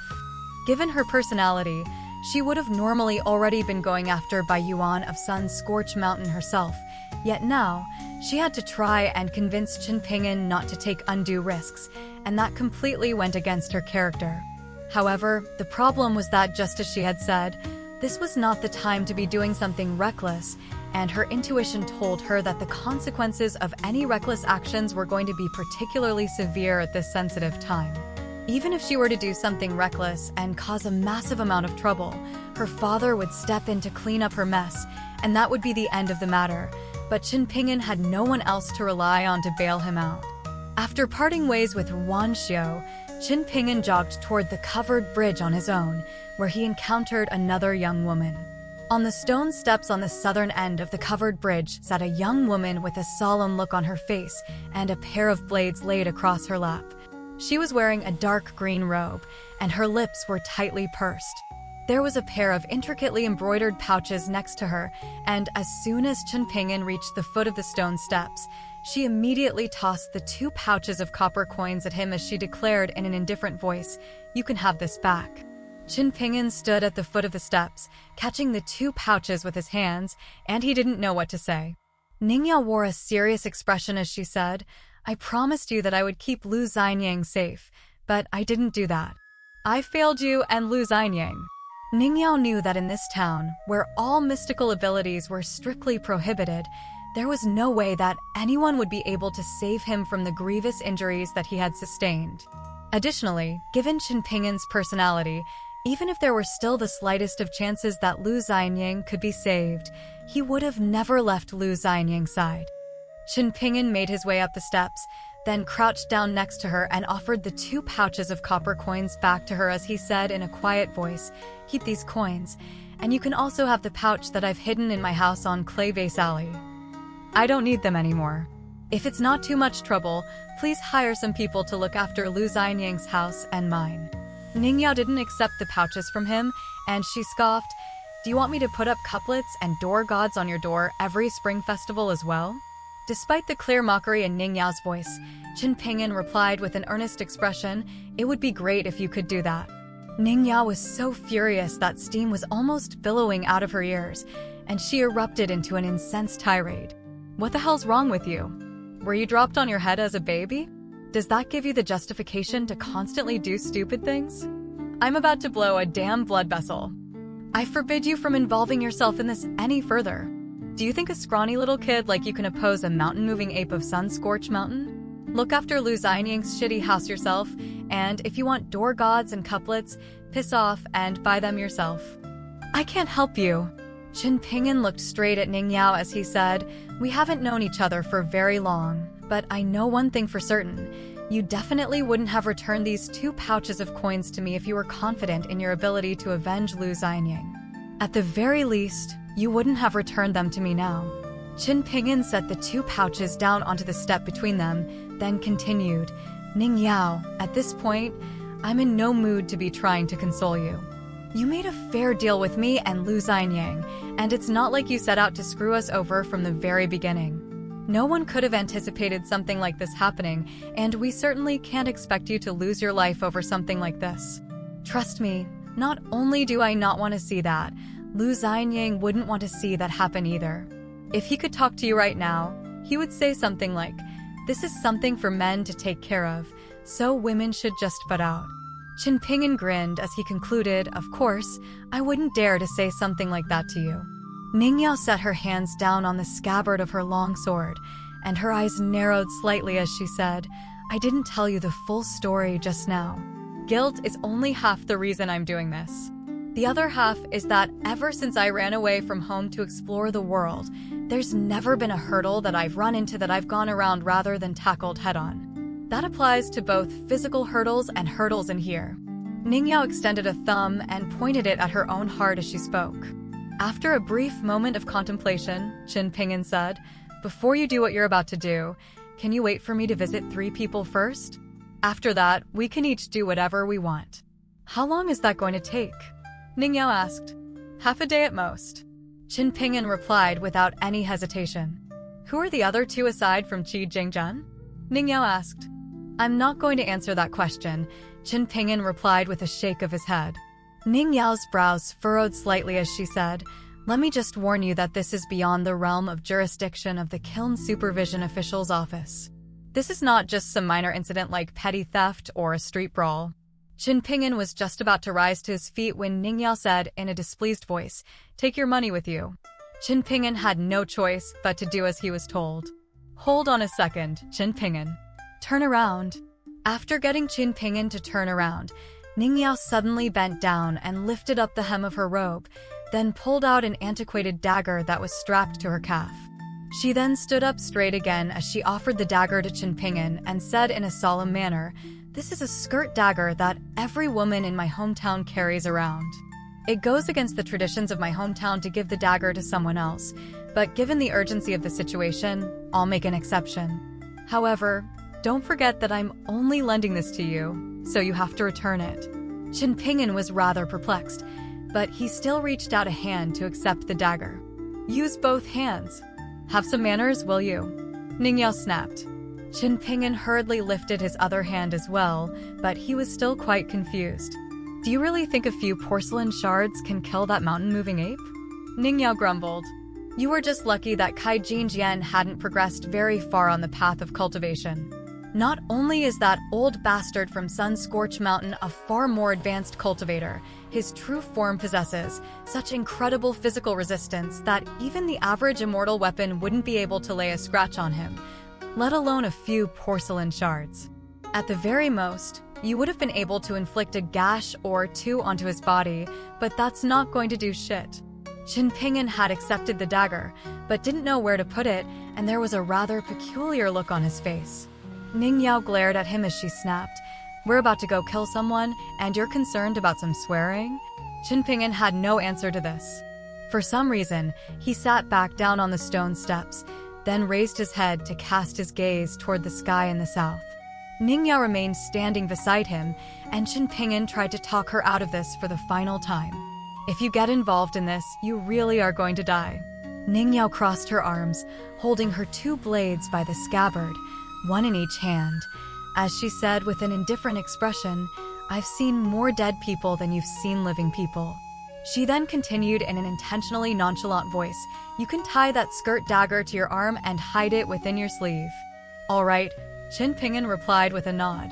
Chen Ping'an slapped his own knee vigorously as he rose to his feet, and he suddenly said, "I'm very happy to have met you." Ning Yao turned around and departed first, making her way down the covered bridge. The image of the gallant young woman holding her twin blades was the most beautiful thing that Chen Ping'an had ever seen.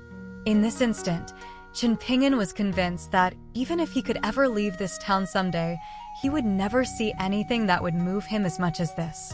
After seeing something so beautiful, he felt like he could die without any regrets. He had become a little fearful of death after hearing what Daoist Lu had to say, but now he had returned to his former mindset, and once again, death didn't seem so terrifying anymore. After parting ways with Ning Yao at the archway, Chen Ping'an returned to Clayvase Alley, knocking on the gate as he yelled, "Song Jisun, are you home?" Jigui was in the kitchen, suffering from hiccups, and she scooped up some water using a gourd spoon. After drinking the water, she was instantly feeling a lot more refreshed, and she set down the gourd spoon before rushing out of the kitchen to open the gate. There was a slightly suspicious look on her face as she said, "My young master isn't home at the moment." "Why are you knocking on our gate, Chen Ping'an? Haven't you always spoken to us over the wall from your yard?" "I have something to speak to Song Jisun about," Chen Ping'an replied. Jigui opened the gate as she jibed. "What a rare honor this is." She took a glance at Chen Ping'an's expression, then asked, "What do you need to speak to my young master about? If it's nothing urgent, I can pass on a message for you. If it's urgent, then you'll probably have to go look for him at the Kiln Supervision Official's office. As you're aware, my young master is on very good terms with the new Kiln Supervision Official, Master Song."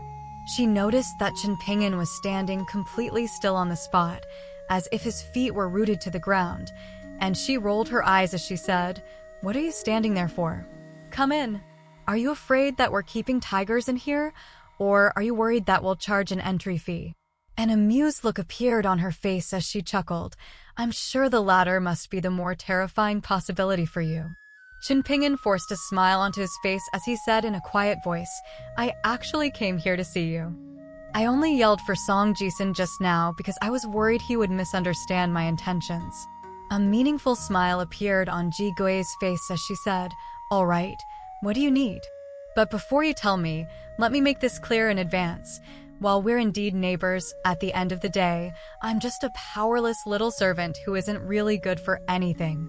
However, if the problem you've run into is something that can be resolved with money, and you're here to borrow some from me, then you're in luck. I do have some ways to get you the money that you need." A wry smile appeared on Chen Ping'an's face as he replied, "Unfortunately, it's not a matter of money. What happened is that Lu Xianyang was severely injured by someone over at the covered bridge, and even shopkeeper Yang from the medicine shop has no way to save him." "Why haven't I heard about this? Who did Lu Xianyang have a run-in with this time?" Jigui asked with a puzzled expression. "It was an outsider from a place called Sun Scorch Mountain," Chen Ping'an replied in a resigned manner. A curious look appeared on Jigui's face as she asked, "In that case, are you trying to find a good plot of land to act as Lu Xianyang's burial site? That's not difficult. I can get my young master to put a word in for you with the Kiln Supervision Official, and he should be able to send his steward or porter to visit Old Man Way on Peach Leaf Alley to arrange a plot of land. As long as it's not a plot of land in the area sealed off by the Imperial Court, it shouldn't be difficult to arrange." Chen Ping'an's complexion was already quite dark, and his face darkened even further upon hearing this.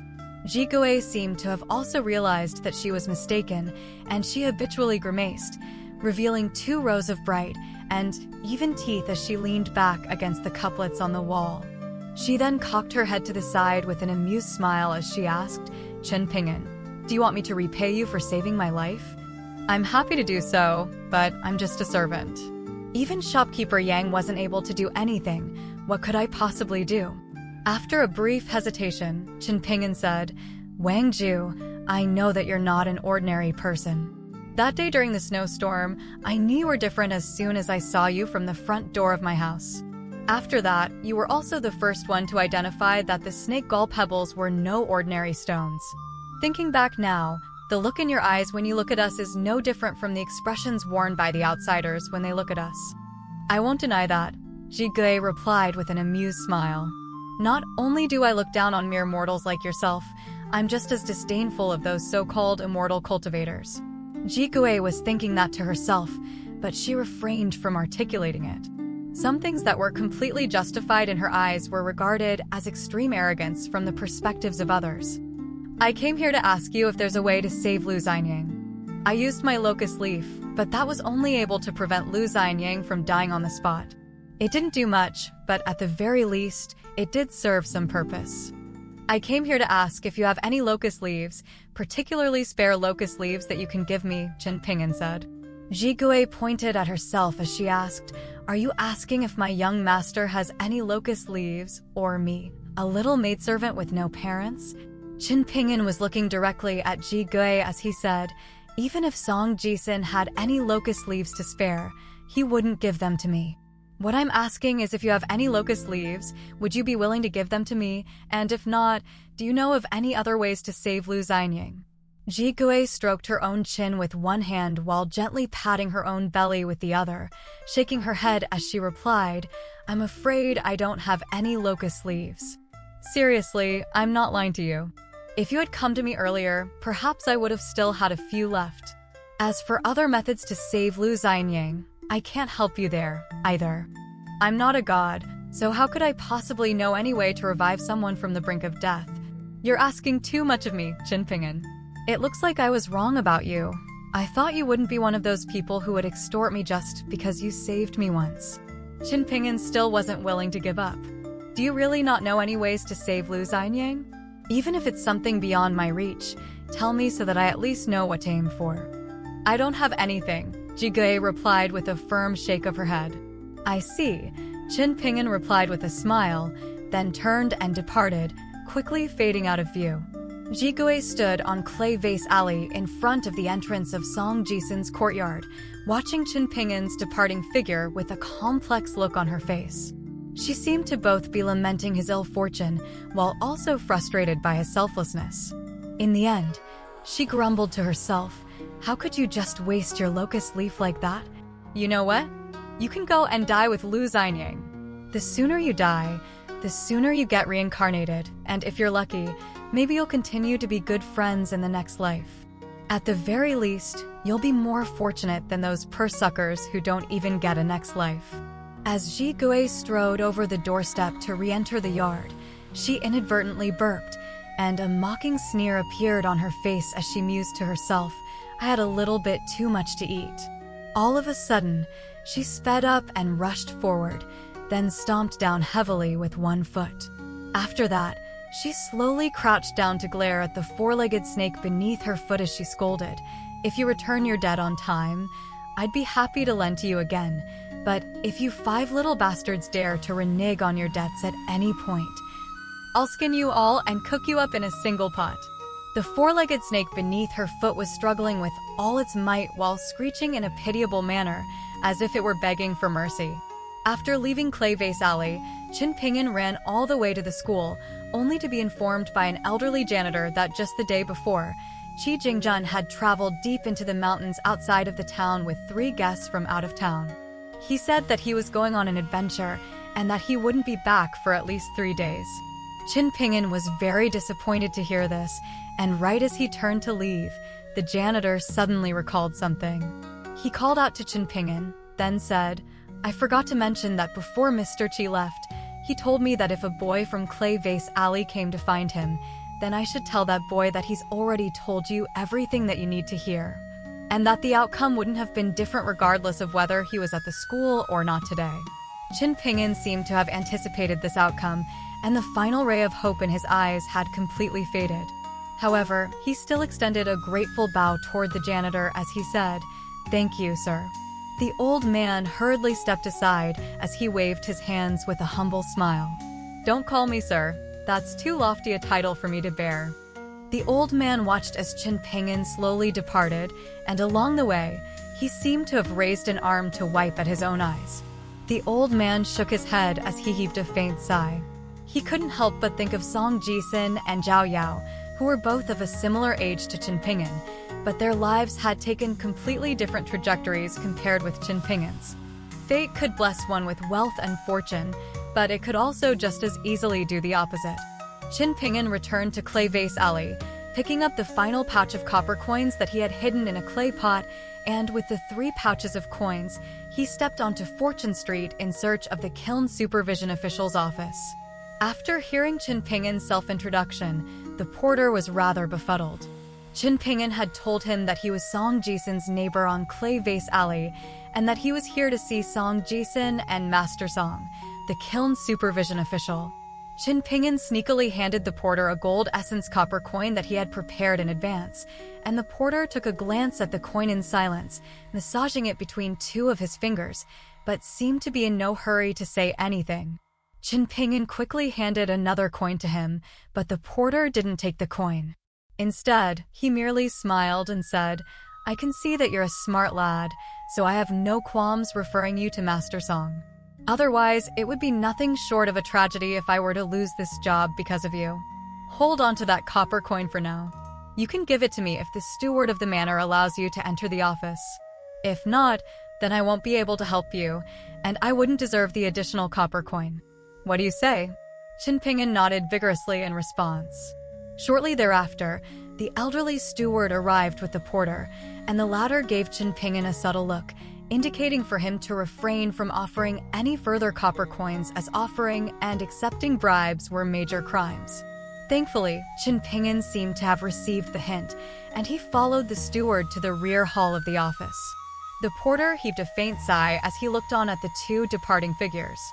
He was rather perplexed about why the steward had agreed to let the boy enter the office as soon as he heard that it was a boy with the Qin surname from Clay Vase Alley.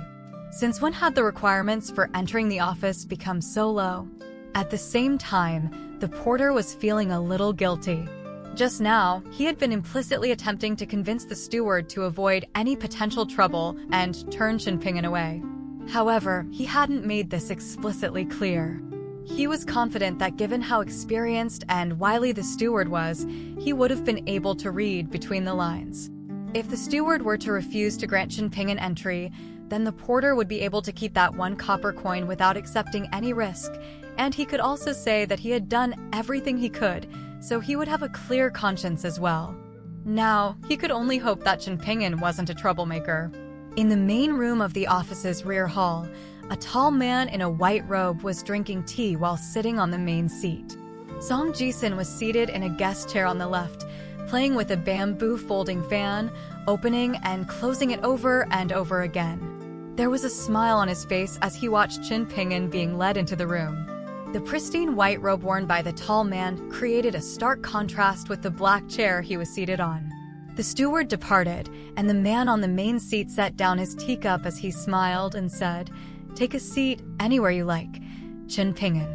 We've actually already met on Clay Vase Alley, but I didn't recognize you at the time. Otherwise, I would have already greeted you." Song Jisun was feeling rather amused. Only he could tell that the man was clearly not very accustomed to referring to himself as I. Qin Ping'an sat down on a chair across from Song Jisun. The man didn't waste any time as he asked, "Qin Ping'an, did you come to see me because of what happened to Lu Xianyang?" Qin Ping'an rose to his feet as he said, "Master Song, I hope you can hand down the culprit from Sun-Scorched Mountain a severe punishment, rather than just evicting him from the town." The man smiled as he replied, "The town is actually a lawless place, which means that it doesn't follow the laws of any empire, so as a kiln supervision official, I'm in a rather awkward position. I have no right to oversee the matters of this place, and additionally, there's always been a tradition in the town where the residents very rarely turn to officials for criminal matters. Regardless of whether it's someone from an affluent family beating a servant to death, or someone from a less privileged family injuring someone else during a brawl, no one has the habit of turning to authorities for justice. Hence, I'm afraid you've come to the wrong person, Qin Ping'an. The man was very polite and pleasant in his words and demeanor, and there was no sense of arrogance to him at all. Qin Ping'an pulled out the 3 pouches of copper coins, then set them down onto the tall stool next to his chair before turning back to the white-robed man as he said, "Master Song, I know that you're a very powerful man, and I want to know if you can save Lu Xianying. Even if you can't, would you be able to uphold justice for him? We can't just let the culprits get evicted from the town for killing him and have that be the end of the matter." The man burst into laughter. "I'm a very powerful man? That young woman from last time must have told you that, right? Judging from that, she must possess exceptional aptitude for martial arts, even more so than your friend, Lu Xianying. Let me tell you the truth, I only know how to kill people, and I'm really not very good at saving people. Besides, why would I break an ironclad rule that's been honored for thousands of years here just for a young man that I've only met once?" The man pointed at the 3 pouches of copper coins, then continued, "Without that suit of armor and this sword scripture, his life isn't worth that much money, and if you want me to do you a favor, then that amount of money is nowhere near enough. There's no way that our greatly empire would turn on Sun Scorch Mountain just for 3 pouches of coins. If word were to spread of this, it would be a massive joke across the entire Eastern Treasured Vile continent. Qin Ping'an, you may not understand what I'm saying right now, but if you have the opportunity to do so in the future, go out and take a look at the world. You'll understand that what I'm telling you now is the truth." Qin Ping'an gritted his teeth, then asked Master Song, "Can you tell me what I would have to do for you to step in? Even if you think it's something that's far beyond my capabilities, at least tell me so I have something to aim for." A hint of surprise appeared in the man's eyes, and he smiled as he said, "Qin Ping'an, I'm not looking down on you or intentionally making things difficult for you. On the contrary, I think you're a very interesting person, and that's why I'm willing to spend the time to explain these things to you. Do you understand?" Qin Ping'an nodded in response. Meanwhile, Song Jisun was seated with his legs crossed on his chair in a rather casual and uncouth manner, and he was gently tapping his own knee with his closed folding fan. The outcome of this conversation didn't matter to him, so he was happy just to sit back and observe. Song Changjing paid no heed to Song Jisun's uncouth demeanor. In this town, the amount of information that he was privy to is second only to that of Qi Jingjun, and given everything that he knew, he declared, "Qin Ping'an, there's no need for you to feel guilty and think that your friend died because of you. In reality, Lu Xianying was already beyond saving from the moment he refused to hand over the sword scripture.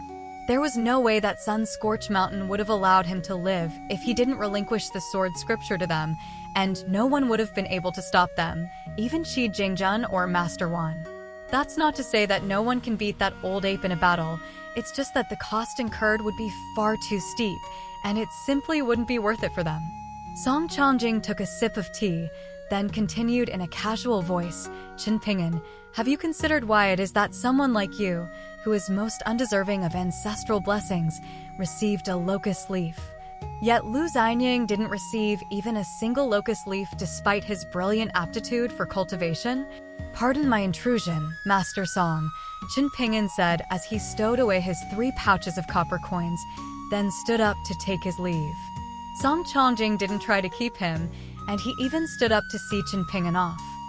Song Jisun was just about to stand up as well in a reluctant manner, only to spot his uncle shaking his head ever so slightly, and he needed no further discouragement, immediately sitting back down before leaning lazily against the back of his chair. Right as they arrived at the doorstep, Song Changjing suddenly said, "There are 2 things within my capabilities that I'm unable to do. If you can do just one of those 2 things, I can consider teaching that old ape a lesson for you." Qin Ping'an immediately stopped and turned to Song Changjing with a serious expression. Song Changjing continued, "The first thing I want you to do is to find an opportunity to kidnap the little girl accompanying that old ape. In doing so, you'll send him into a panic and force him to stay in the town. The other thing I want you to do is cut down that old locust tree in secret at night, then pull out the metal chain in the iron lock well. You can do both of those things, or just one of the two. If you can do one of those things, I'll severely wound the old ape for you, and if you do both of those things, I'll kill him for you. This is a promise, and I will not go back on it. Song Changjing paused here momentarily, then said something that was a little puzzling. Qin Ping'an, I trust that you can sense whether you're being lied to or not. Qin Ping'an departed in silence. He didn't immediately jump on the opportunity and promised to carry out the two tasks assigned to him, but Song Changjing wasn't surprised to see this at all. Standing at the entrance of the room, his back was facing Song Jisun as he asked, "You know him far better than I do. Do you think he'll do what I ask of him?" Song Jisun shook his head as he replied, "It's hard to say. Under normal circumstances, it's extremely difficult to get him to do anything against his will, but if it's for Lu Xianying's sake, then perhaps there's a chance." Song Changjing stood with his hands clasped behind his back, looking up at the sky as he said, "If that boy really can give me a pleasant surprise, then I'll take that opportunity to get involved in this matter. Regardless of whether it's allying myself with Sun-Scorched Mountain or the Wind Lightning Field, there can only be one option and no way to befriend both powers. Alternatively, I could simply observe as a neutral bystander and allow the two powers to continue their Cold War in our Greatly Empire. Which of those do you think is the best option for our Greatly Empire?" Song Jisun rose to his feet, gently tapping his closed folding fan on the palm of his other hand while slowly pacing back and forth. After considering the question for a moment, he replied, "In times of peace, the latter option would be best, while the former option would be more suited to times of chaos and unrest." An amused smile then appeared on his face as he continued, having said that, regardless of whether the world outside the town is going through times of peace or unrest, at the very least, it seems like you've already made your choice. Song Changjing burst into laughter. "What is a warrior like me supposed to do during times of peace? Act as a lapdog for the scholars?" Song Changjing turned to Song Jisun, then said, "I can already tell that Qin Ping'an is the true root of your internal demon, and it'll be very difficult for you to overcome this internal demon in a short time.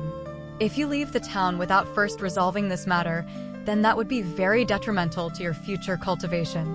Hence, you can see for yourself how once pure and earnest young boy becomes the exact opposite of everything that he once was. At that point, you'll feel like there's simply no point in holding a grudge against someone like that." Song Jisun opened his mouth to say something, but refrained from doing so in the end, and fell into deep thought. Song Changjing made his way back into the room, then sat down on the main seat before tipping his head back and downing all of the tea in his cup in one go. "I played this petty little trick on that boy not just so I can find a contrived reason to get involved in the conflict between Sun-Scorched Mountain and the Wind Lightning Field. In addition to that, I also wanted to teach you a lesson, which is that on your future path of cultivation, anyone could become your enemy, even me, your uncle." Song Jisun was dumbfounded to hear this. Song Changjing continued with a mocking sneer, "If an internal demon is not plucked out by oneself, then it'll continue to linger and could easily return in full force at the slightest catalyst. You're about to become the heir to the Greatly Empire, and you must be filled with anger and indignation, right? But what can you do? You feel like you're nothing more than Qin Ping'an's plaything, and there's nothing that you can do about it."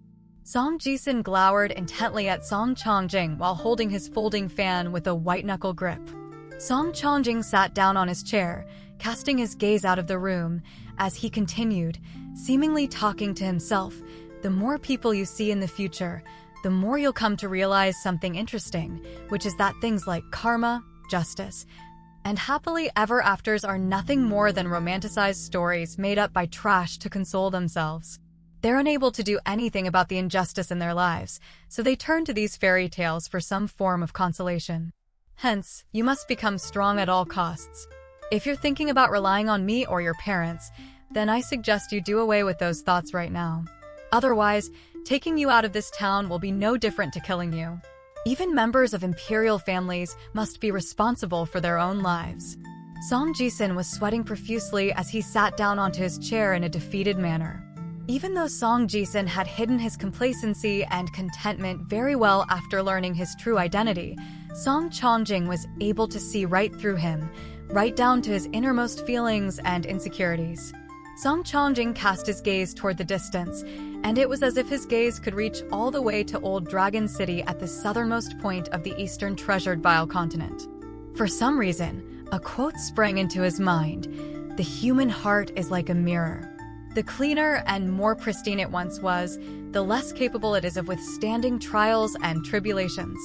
Even though Song Changjing looked down on scholars for being all talk and no action, he had to admit that some of the things that came out of the mouths of those very same scholars were concepts that a warrior like him wouldn't be able to think of even after living for 1,000 years.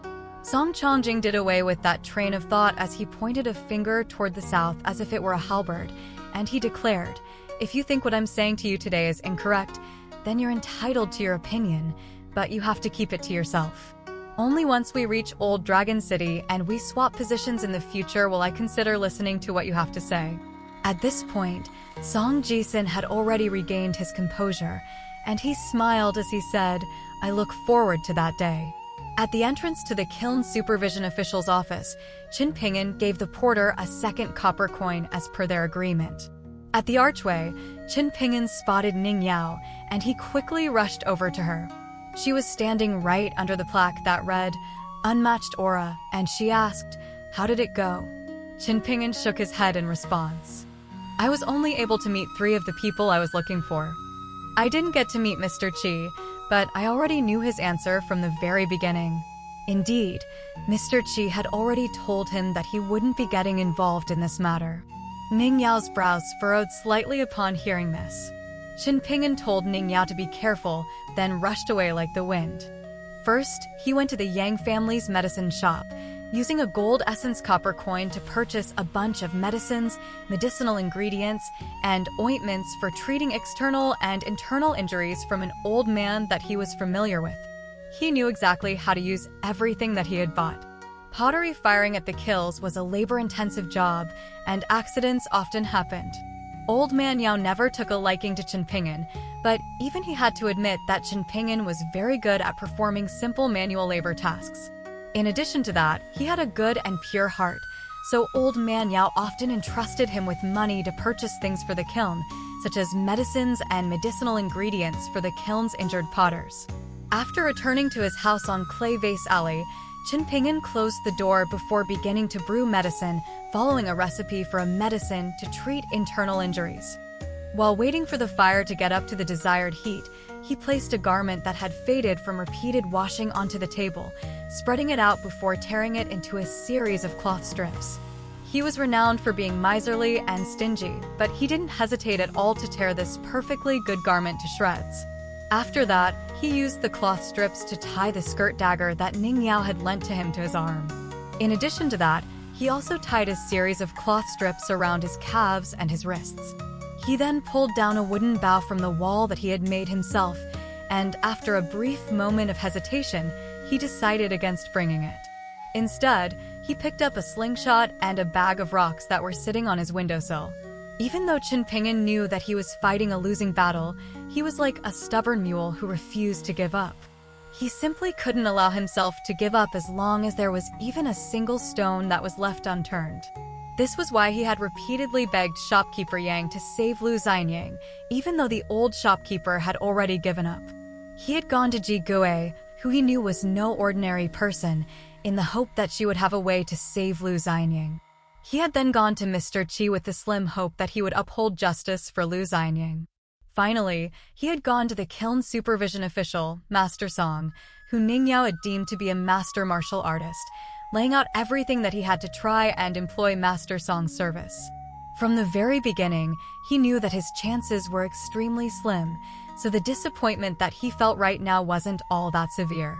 In reality, Song Changjing didn't know Qin Pinyin at all, and neither did Song Jisun, even though he had been Qin Pinyin's neighbor for so long.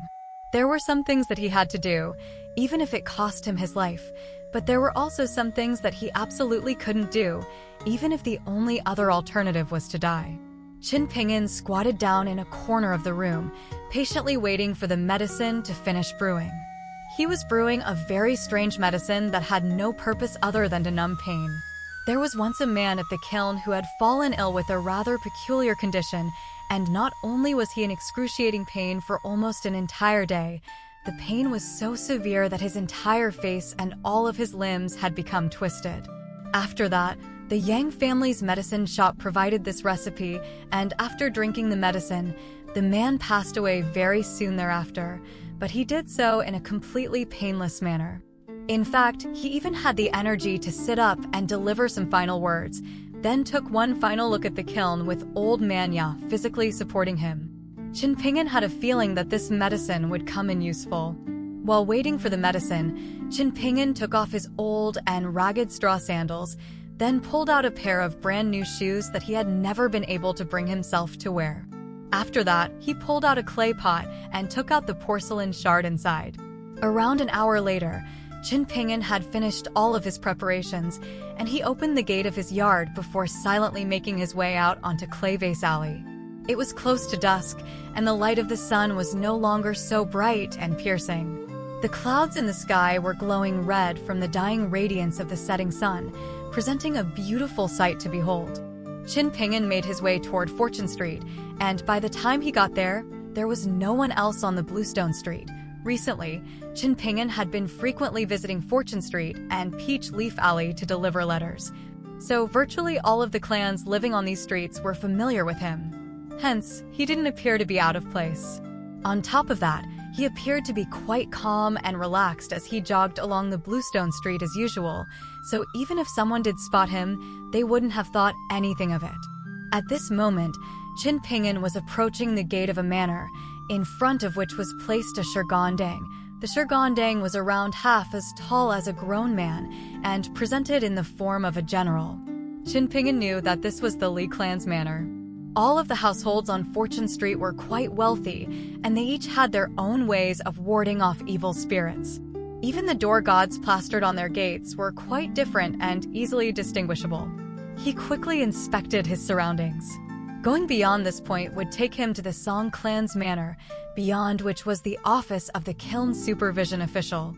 There was a locust tree growing outside the wall at the point where the Li and Song manors met.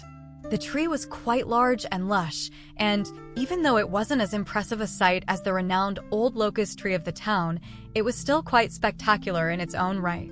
According to the older individuals in the town, this locust tree and the old locust tree at the center of the town stemmed from the same origins.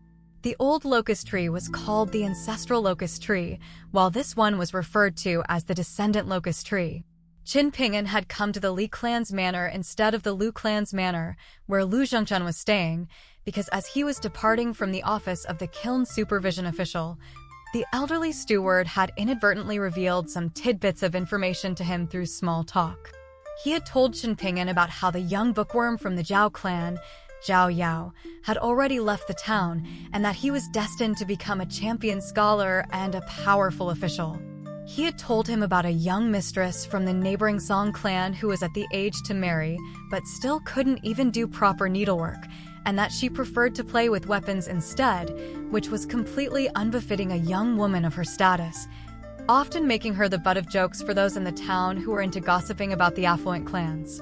Tucked among all of these interesting stories was a piece of seemingly trivial information, which was that the Li clan's manor had recently welcomed the arrival of an esteemed guest, namely a little girl who resembled an intricate porcelain doll.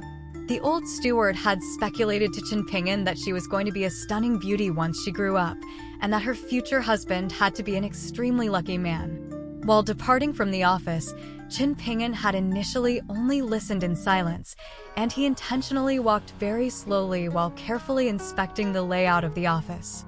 After that, he began to ask some questions, pretending to be a poor boy who was simply interested in hearing about the lives of the wealthy and affluent clans.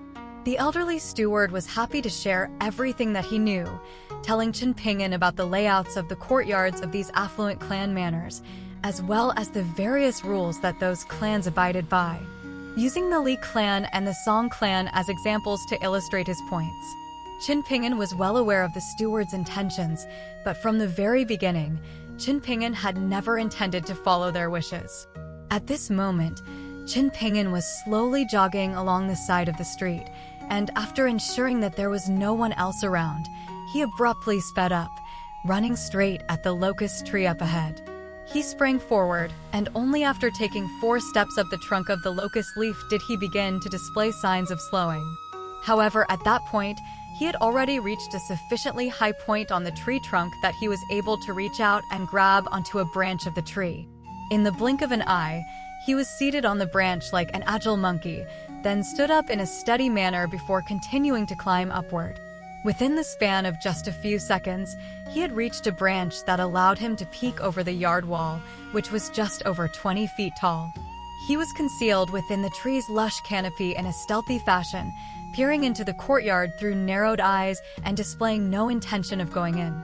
On the way back to the town from the covered bridge, Qin Pinyin had asked Ning Yao many questions.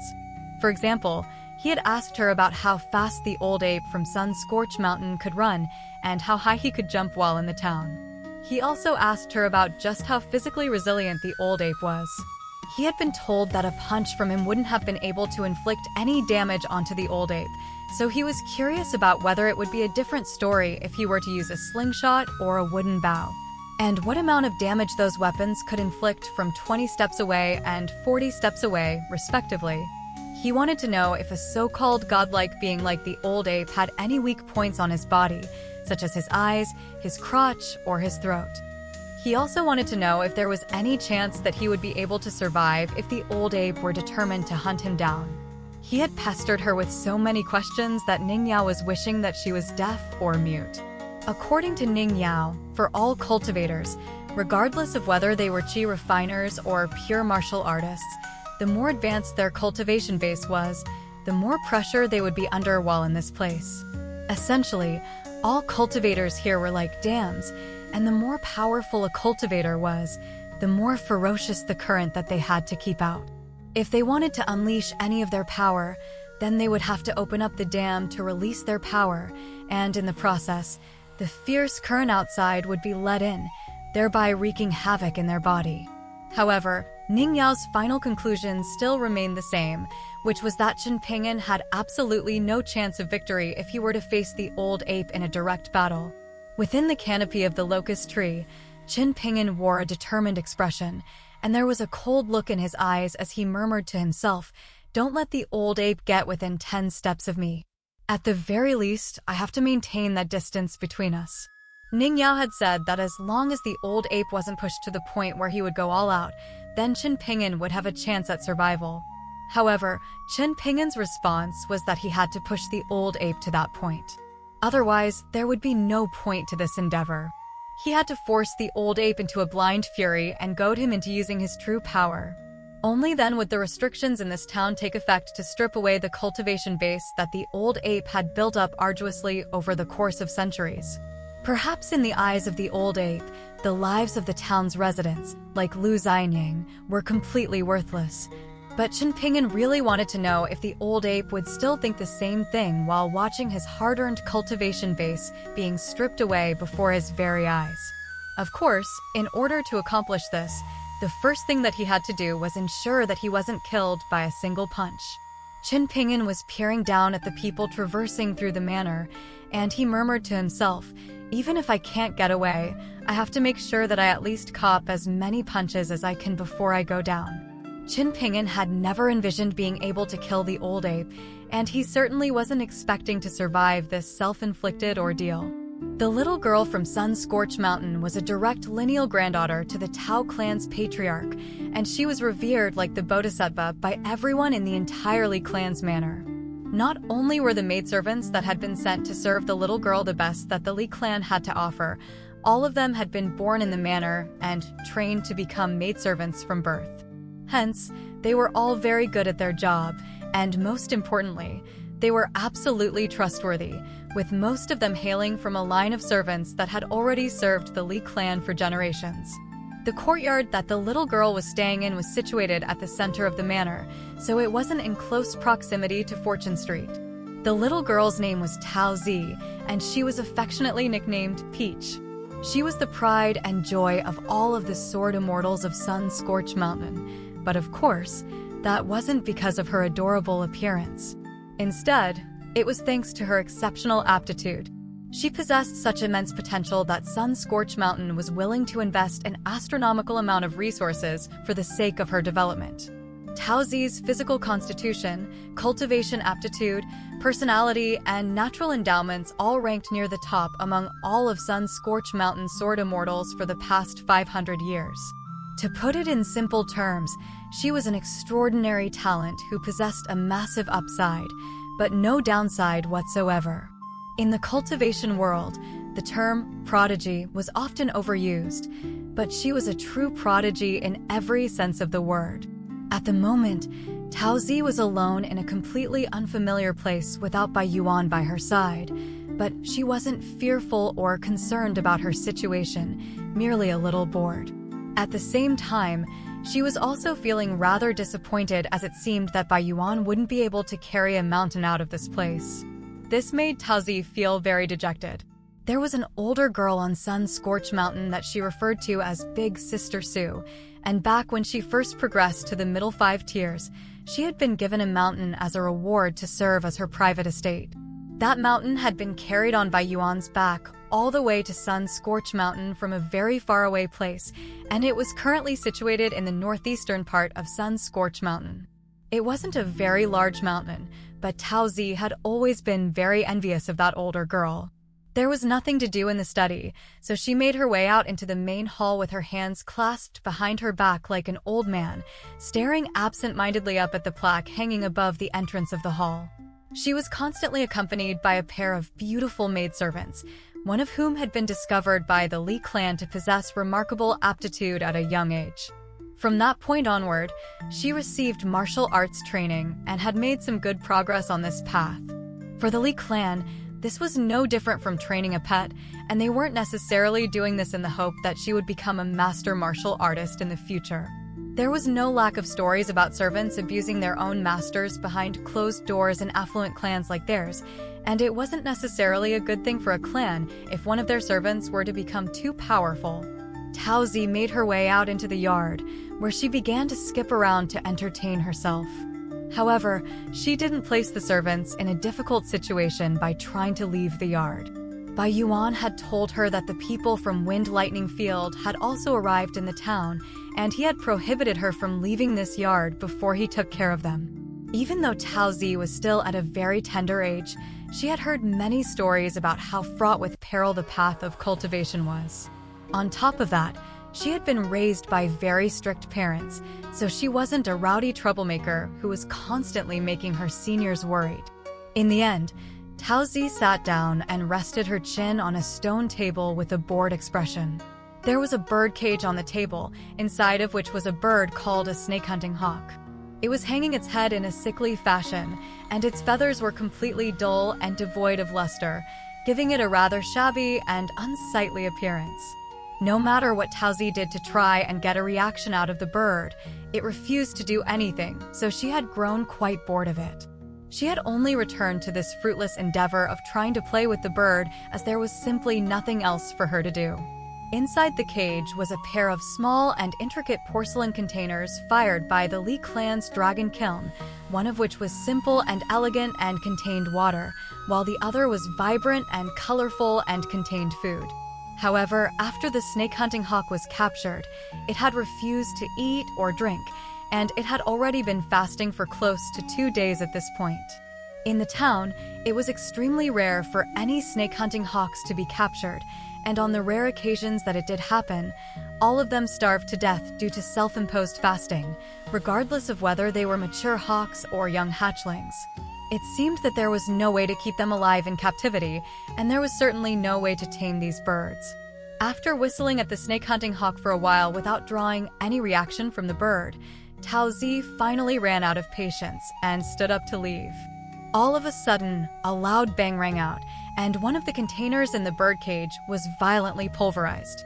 Tao Zi was rooted to the spot for a moment, then instinctively dragged over a tall and slender maidservant, positioning the maidservant in front of herself as a meat shield. The maidservant felt as if an iron shackle had been wound tightly around her wrist, and it caused her so much pain that she almost screamed out loud. In contrast, The shorter of the two maidservants was far more alert, and she immediately positioned herself in front of Tao Zi before quickly inspecting the surrounding area. All of a sudden, the second food container in the birdcage also exploded violently. "There's an assassin! I can see him on the rooftop over in Sweet Scent Yard." The shorter of the two maidservants was the one who was adept in martial arts, and she finally spotted a crouching figure on a rooftop in the neighboring courtyard. She began to rush forward to build up momentum, and the wall of the courtyard wasn't very tall, so she was able to run up the vertical surface, then grab onto the edge of the wall with both hands before hauling herself on top of it. After positioning herself on top of the wall, she was a little hesitant about how to proceed. This courtyard wasn't very far away from Sweet Scent Yard, but the assassin was perched on the rooftop of Sweet Scent Yard's main room, which was very close to Fortune Street, so the assassin could easily flee by jumping over the wall. With that in mind, she immediately made a decision, choosing to rush along the wall that she was situated on rather than jumping down from the wall before rushing toward the Sweet Scent Yard. She then leaped onto the rooftop of one of the rooms in the courtyard that she was situated in, making sure to be wary of sneak attacks from the assassin this entire time. Strangely enough, the assassin didn't try to stop her, nor did he display any intention of retreating. The rooftops of the two rooms were separated by a distance of roughly 20 to 30 feet. While carefully observing the assassin, the maidservant slowly retreated on the rooftop, then quickly took a deep breath in preparation to rush along the rooftop and launch herself forward. She was stunned to find that the assassin that was facing her from afar was a thin young boy dressed in shabby clothing. There were two small bags strapped to the boy's waist, and he wasn't holding any weapons. It seemed that he had already concealed his weapon, and the maidservant felt it most likely that he had used a slingshot just now. At the same time, she was very perplexed. If the assassin had aimed his shots at her head, perhaps she wouldn't have been killed on the spot, but she would have definitely been severely wounded. Given how the boy was able to smash the food containers in the birdcage on consecutive shots, it was clear that he was extremely accurate with whatever weapon that he was using. So there should have been no way that he wouldn't have been able to strike Tao Zi had that been his intention.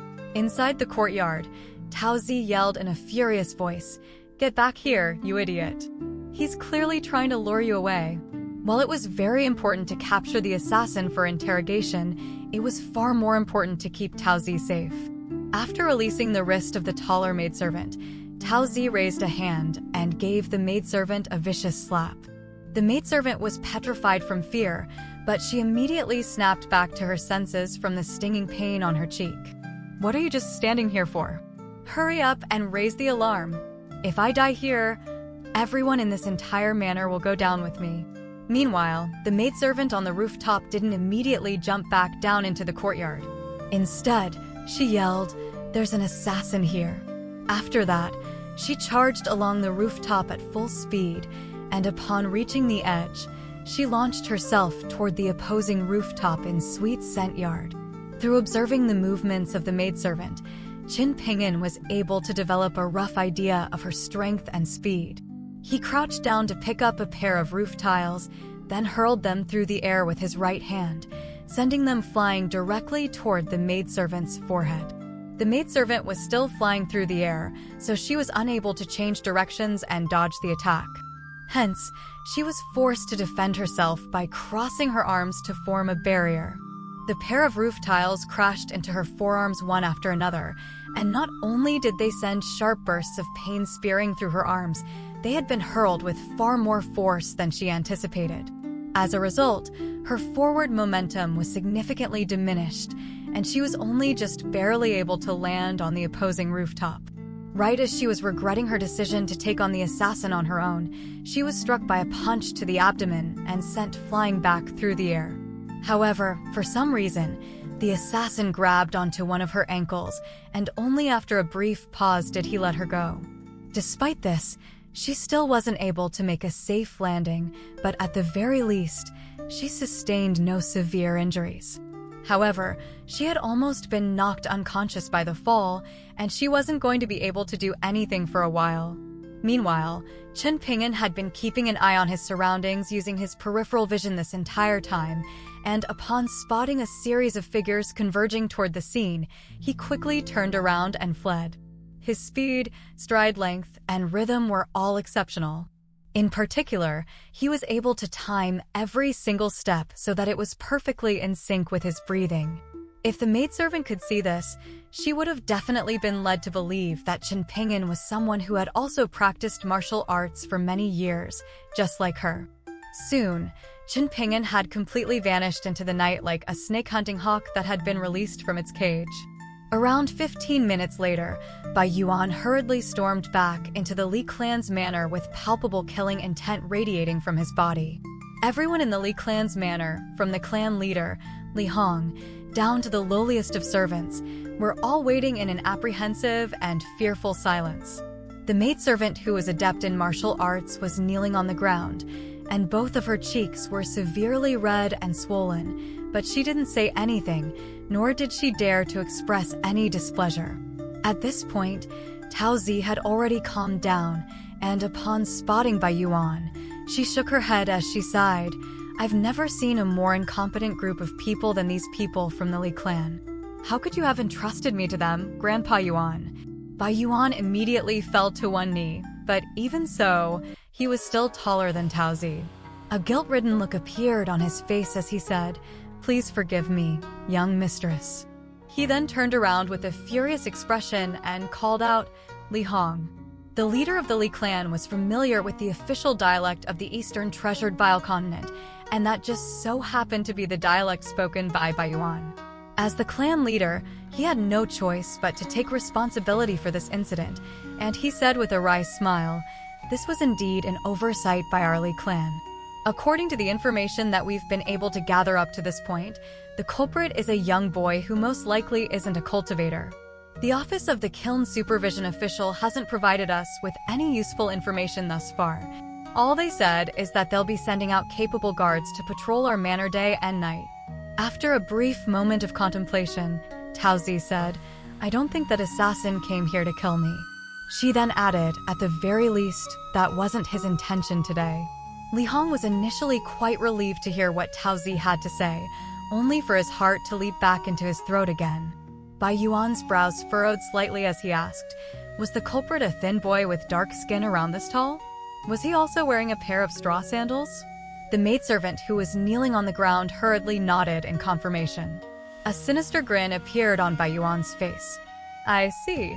So he did this as an act of intimidation and provocation. There's no need for any of you to investigate this matter any further. I know exactly who the assassin is. He's a boy from Clay Vase Alley.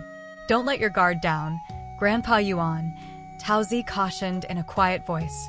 Bai Yuan hesitated momentarily, then rose to his feet as he turned to Li Hong and instructed, "Get the Kiln Supervision Official's office to give us a copy of that boy's file so we can see his family history going back as far as possible.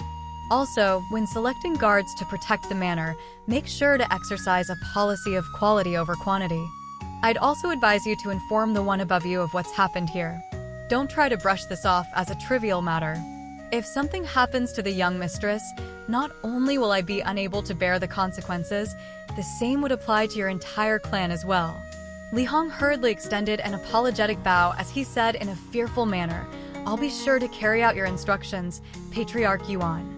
After issuing those instructions to Li Hong, Bai Yuan fell into deep thought as he murmured to himself, "Is this an act of provocation from those bastards from Wind Lightning Field? Or is Song Changjing the one pulling the strings behind the scenes?"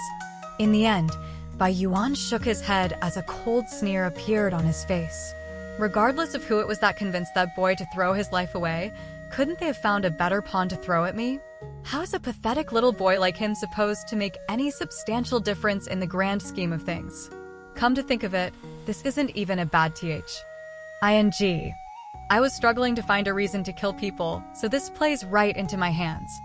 I'll kill that foolish boy from Clay Vase Alley, then get rid of all of those little bastards from Wind Lightning Field as well."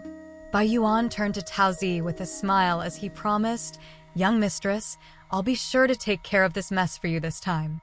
I assure you that there won't be any further unforeseen incidents." Tao Zi raised her fist with a bright smile as a gesture of encouragement to cheer him on. Prior to his departure, Bai Yuan turned to look at Li Hong, and a wry smile appeared on the latter's face as he said, "I'll get our patriarch to come out of seclusion right away to serve as young Mistress Tao's personal servant." Bai Yuan was finally satisfied upon hearing this, and he departed from the manor. Instead of taking any cautious measures, he readily took the bait, heading straight to Clay Vase Alley. He was making it clear that he was knowingly walking into the trap, provoking Qin Ping'an to attack him if he dared. If they were outside of the town, he wouldn't have dared to be so arrogant. However, in this place, where the use of all mystical abilities and treasures was strictly prohibited, he possessed a massive advantage over the average cultivator. This was why he had been sent to accompany Tao Zi over any of Sun-Scorched Mountain's sword immortals. Only at the point where Bai Yuan had already almost reached Clay Vase Alley did a thought suddenly occur to him. Could it be that he did this solely to avenge his friend? Prior to this, he had always been trying to think on a deeper level, attributing Qin Ping'an's actions to some type of meticulously crafted conspiracy. Hence, the sudden realization that this was also a possibility was an extremely absurd thought for him. However, he quickly came to realize that perhaps this theory wasn't as ridiculous as it had first appeared to him. It actually does make sense. He's not a cultivator, so he's not that afraid of death. His life is worthless anyway, so he has nothing to fear. However, as a safety precaution, Bai Yuan still refrained from making his way directly into Clay Vase Alley. In any case, he had already achieved an important objective during this trip to the town, which was to put an end to the life of that boy that Wind Lightning Field had held in such high regard. In his eyes, Lu Xianyang would only live a little longer than Qin Ping'an. After circling around and making a large detour, Bai Yuan entered Clay Vase Alley from the side that was closest to Gukan's home. Even now, he was actually still quite skeptical about whether Qin Ping'an had the courage to stay in his house and await his own death. If he were a little smarter or a little more cowardly, he would be able to die after the cultivators from Wind Lightning Field. With that in mind, a grin appeared on Bai Yuan's face, but in the next instant, his expression abruptly stiffened. In the darkness of the night, Clay Vase Alley appeared very dim and forbidding. Bai Yuan suddenly raised his head to look up at Qin Ping'an, who had appeared from a vantage point up ahead. His feet were situated within a pair of holes that he had dug into the walls on either side of him not long ago, and those holes provided footholds that allowed him to maintain an elevated position above the ground. He had a quiver on his back, and he was drawing a wooden bow with both hands, with the tip of the arrow aimed directly at one of Bai Yuan's eyes. In this moment, not only was he completely silent, it was as if even his aura and his breathing had disappeared, to the extent that Bai Yuan was only able to detect Qin Ping'an's presence overhead thanks to his sharp intuition when it came to danger. Before Bai Yuan had a chance to react, Qin Ping'an fired the arrow, and it came hurtling down with incredible force, whistling loudly as it pierced through the air. After firing the arrow, Qin Ping'an didn't even stay behind to see the outcome of his attack. Instead, he immediately slung the wooden bow diagonally across his shoulder, then exerted force through both of his feet to spring onto a nearby rooftop, vanishing out of sight in the blink of an eye. Bai Yuan withdrew the hand that he had used to shield himself from the arrow to find that the tip of the arrow had pierced into his palm. It wasn't stuck very deep, but there was definitely a wound there. Despite the fact that the injury was so minor that it was virtually negligible, a layer of cold sweat had beaded up on Bai Yuan's forehead. Even with his physical constitution, if he had taken an arrow to the eye at point-blank range while in this town, the consequences would have been catastrophic. He pulled the arrow out of his palm, then snapped it before casually tossing it onto the ground. His hands then clenched up into tight fists as he looked up at the sky with a furious expression.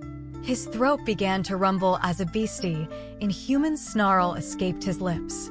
Using both his hands and his feet in unison, he climbed onto the rooftop in the blink of an eye, and as soon as his head emerged, a second arrow had already arrived. Bai Yuan was prepared for this, and he casually raised an arm, allowing the arrow to pierce a shallow wound onto his arm before striding forward with a sinister grin. Once again, Qin Ping'an stowed away his wooden bow before turning to flee. All of a sudden, the sound of roof tiles being shattered underfoot rang out incessantly. Bai Yuan's stride length far exceeded Qin Pingin's, and the distance between them was gradually being whittled down. Barring any mishaps, he was going to catch up to Qin Pingin at any moment. In one powerful motion, Bai Yuan launched himself forward, and his entire body was completely airborne as he swatted a giant hand at Qin Pingin's head. However, Qin Pingin was able to react to the attack as if he had eyes on the back of his head, twisting around before ducking down right in the nick of time to avoid the powerful swat, then sprang toward the rooftop across the alley. After landing on that rooftop, he continued to run for his life. Despite his enormous stature, Bai Yuan was extremely fast and agile, and he was able to change directions with remarkable speed to continue his pursuit of Qin Pingin. All of a sudden, Qin Pingin stopped cold in his tracks. By the time Bai Yuan realized that something was wrong, it was already too late. As it turned out, they had rushed onto the rooftop of a house that hadn't been inhabited for many years. Due to all of the years of neglect and disrepair, the house was in an extremely dilapidated state, and the rooftop was far too fragile to support Bai Yuan's enormous weight. As a result, he fell into the house with a flurry of roof tiles falling down around him. As soon as he landed, he immediately pressed a palm down onto the ground, twisting his head to the side to avoid yet another arrow that was aimed at his eye, leaving the arrow to plunge straight into the ground. Qin Pingin stood at the edge of the huge hole on the roof, then stowed away the wooden bow in a well-rehearsed fashion before raising his middle finger at Bai Yuan as he yelled, "Get fucked, you old monkey." A peculiar look then appeared on his face as he suddenly reprimanded himself. Why did I do that? I'm just digging myself into an even deeper hole now. Bai Yuan quickly rose to his feet, but by then, Qin Pingin had already fled once again. Amid the pile of rubble, Bai Yuan's ears were moving slightly as he listened for even the faintest of sounds around him. He slowly crouched down with a sinister grin, picking up a broken roof tile, and after weighing it in his hand for a moment, he abruptly stood up before hurling it through the air. The roof tile sliced through the wall and the roof with ease like a knife cutting through tofu, hurtling directly toward the point where Bai Yuan had just heard some sound ring out. Unfortunately, he wasn't able to spot Qin Pingin. With a tap of his foot, his enormous body rose up from the ground, and he stepped onto an old wooden beam, using it as a launching pad to propel himself out of the hole in the ceiling before landing on the roof. Far away in the distance, Qin Pingin was standing on another rooftop with his wooden bow slung across his shoulders, watching Bai Yuan with a wary expression. Bai Yuan knew that he had made a slight mistake. He had caused too much of a commotion with the roof tile that he had just used as a projectile. As a result, Qin Pingin had been alerted to just how formidable Bai Yuan's throwing power was, and he had completely given up on the idea that he had an advantage when it came to attacking range just because he had a bow and arrow. Bai Yuan smiled as he spread his hands open to show Qin Pingin that he wasn't holding anything, then beckoned to the young boy, provoking Qin Pingin to show him what other tricks he had up his sleeve and indicating to him that he was ready to continue this game of cat and mouse. To say that Bai Yuan was trying to play a trick on Qin Pingin would have been a false accusation. With his enormous cultivation base and true form, Bai Yuan was essentially the flesh and blood embodiment of a devastating force of nature. He had endured countless battles and hardships on his long and arduous cultivation journey, particularly in the early stages of Sun-Scorched Mountain's existence, where it had been nothing but a small and weak sect, but had made more than its fair share of enemies. After the founder of Sun-Scorched Mountain perished in battle, he had become the sect's most powerful warrior, fighting countless battles against all manners of formidable cultivators. In a sense, this rooftop battle was rather similar to the battles that Bai Yuan had fought in the past. Back then, all of the cultivators and chi refiners that he had gone up against had also adopted a strategy of attacking him with their treasures from afar, with none of them daring to face him in direct battle. It was just like how a light cavalry soldier would never directly engage a heavy infantry soldier in battle. Instead, the former would adopt guerrilla warfare tactics, making use of their advantage in speed and maneuverability to chip away at the latter steadily over time. At the moment, Bai Yuan was arguably second only to Song Chongjing when it came to the degree to which he was being suppressed by the heavenly Tao of this place. Due to his special identity, the warrior carrying the tiger talisman was blessed by this place, so even though he was also extremely formidable, the restrictions imposed on him weren't very severe at all. Even though he was only facing an ordinary young boy who didn't even have a foot in the door when it came to cultivation, Bai Yuan was feeling the same thrill of battle that he had felt all those years ago. Bai Yuan was willing to admit that Qin Pingyan had given him many surprises up to this point. He had shown himself to be extremely cunning and resourceful, setting traps, taking advantage of the terrain, and using Bai Yuan's psychology against him. Of course, the biggest surprise to Bai Yuan was the courage that Qin Pingyan was displaying. He raised his head to look up at the sky, upon which he discovered that it was already dusk. From this point onward, visibility was only going to become worse and worse, and he was completely unfamiliar with the geography of the town. This was most likely one of the advantages that Qin Pingyan was relying on, but it was only going to get him so far. With that in mind, Bai Yuan began to rush forward like a galloping horse, covering an astounding amount of distance with each stride that he took. In the instant that Bai Yuan sprang into action, Qin Pingyan turned around to flee.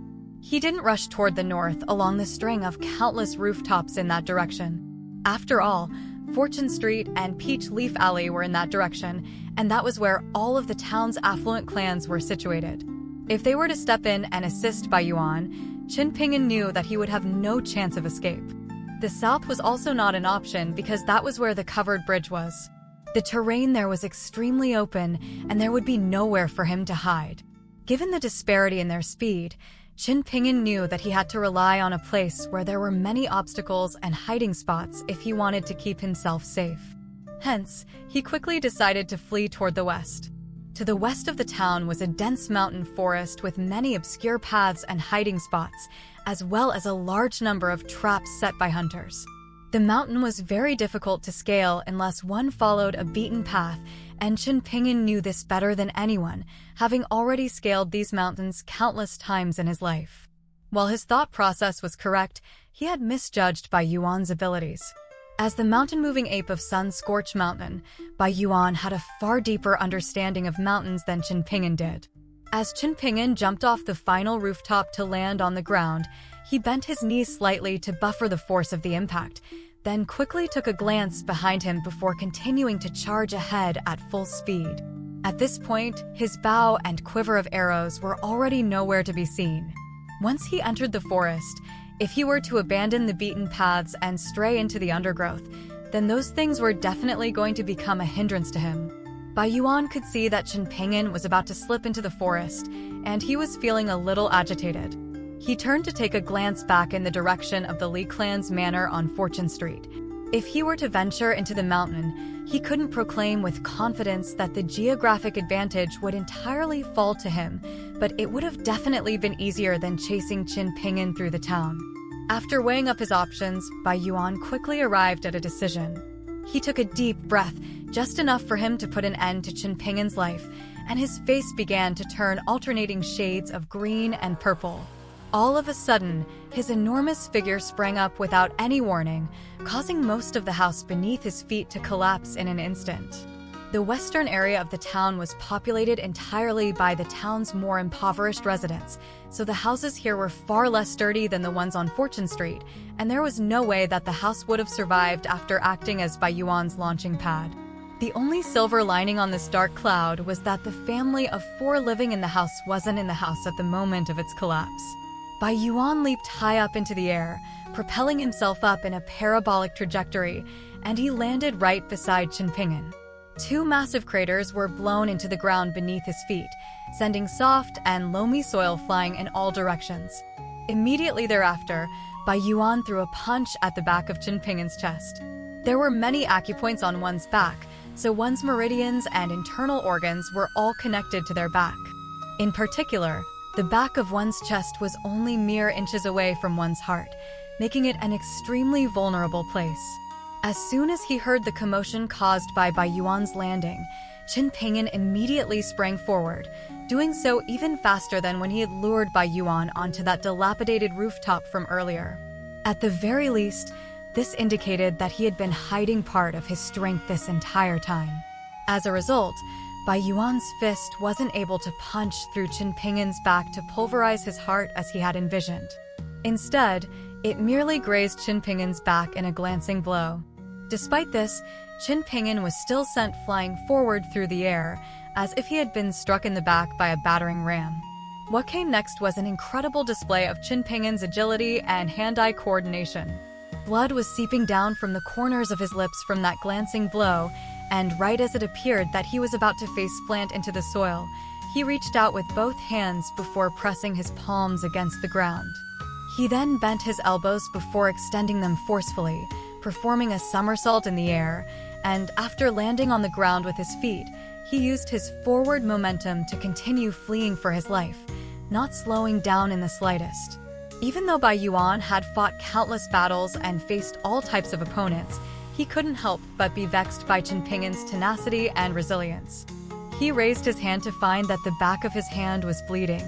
This injury was far from severe, and he didn't pay much heed to it, but he became even more determined to kill Qin Pingyan. As for why he had been injured, the reason was quite simple. Normally, Qin Pingyan was dressed very lightly, but on this day, as he appeared before Bai Yuan, he was clearly wearing far thicker clothes than before. Aside from his own clothes, he had also dressed himself in one of Lu Xianyang's old robes, which fit him very loosely. He had donned this extra piece of clothing in order to conceal something. As it turned out, he had forged a suit of wood porcelain armor for himself. The suit of armor consisted of 6 long wooden planks that had holes drilled into them before being tied securely together with rope through those holes. There were 3 planks in front of his chest and 3 more planks on his back. Most importantly, the extremely crude suit of wooden armor was embedded with countless tiny porcelain shards. At this moment, Bai Yuan was in a terrible mood. He felt like a high-ranking official who had inadvertently trodden onto a pile of stinky dog shit, and there was no way for him to remove the disgusting fecal matter from the bottom of his boot. His fists were tightly clenched as he stood on the spot, forcibly suppressing his own churning aura, and the purple and green coloration of his face suddenly turned to purple and gold before vanishing in a flash. All of a sudden, he raised a hand to snatch something out of midair. As it turned out, a small stone had been fired at him from somewhere within the undergrowth.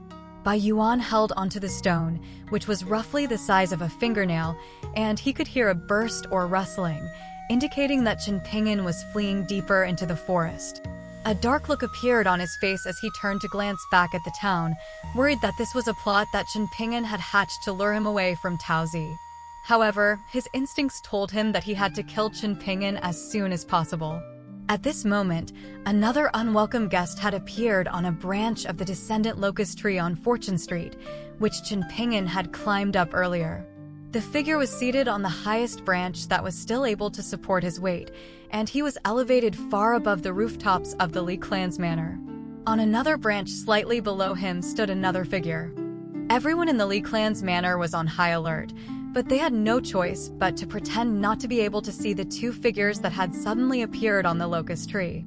That was because they were none other than the kiln supervision official, Song Chongjing, and his nephew, Song Jisin. Song Chongjing had brought Song Jisin onto the descendant locust tree, telling him that they would be treated to a good show. However, Song Jisin didn't possess the eyesight required to see in the night, so he could only listen to Song Chongjing describe the chase that had taken place, starting from the rooftops of Clay Vase Alley. Song Chongjing had his elbow resting on his knee, and his chin resting on his hand as he peered into the distance. While describing the chase to Song Jisin, he would also occasionally throw in a few obscure secrets of the town or some casual cultivation insights that he had developed. If we set aside everything else and just talk about artifacts and treasures, that renowned sword scripture can rank among the top 3 in the town. If we extend the timeline and look back across the 3,000-year history of the town, I would say it's probably a bit of a stretch to place it in the top 10, but it can definitely claim a spot in the top 20. This may sound quite low, but it's actually already very high, and that's not even mentioning that suit of scaly armor.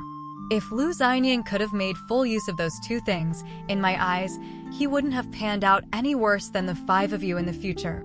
Song Jisun didn't raise his head because Song Changjing's foot was dangling right above him, but he still asked in a curious voice, then why is it that he was still killed by that old ape from Sun-Scorched Mountain? A faint smile appeared on Song Changjing's face as he replied, he attracted envy with his great fortune, and he had no backers to protect him.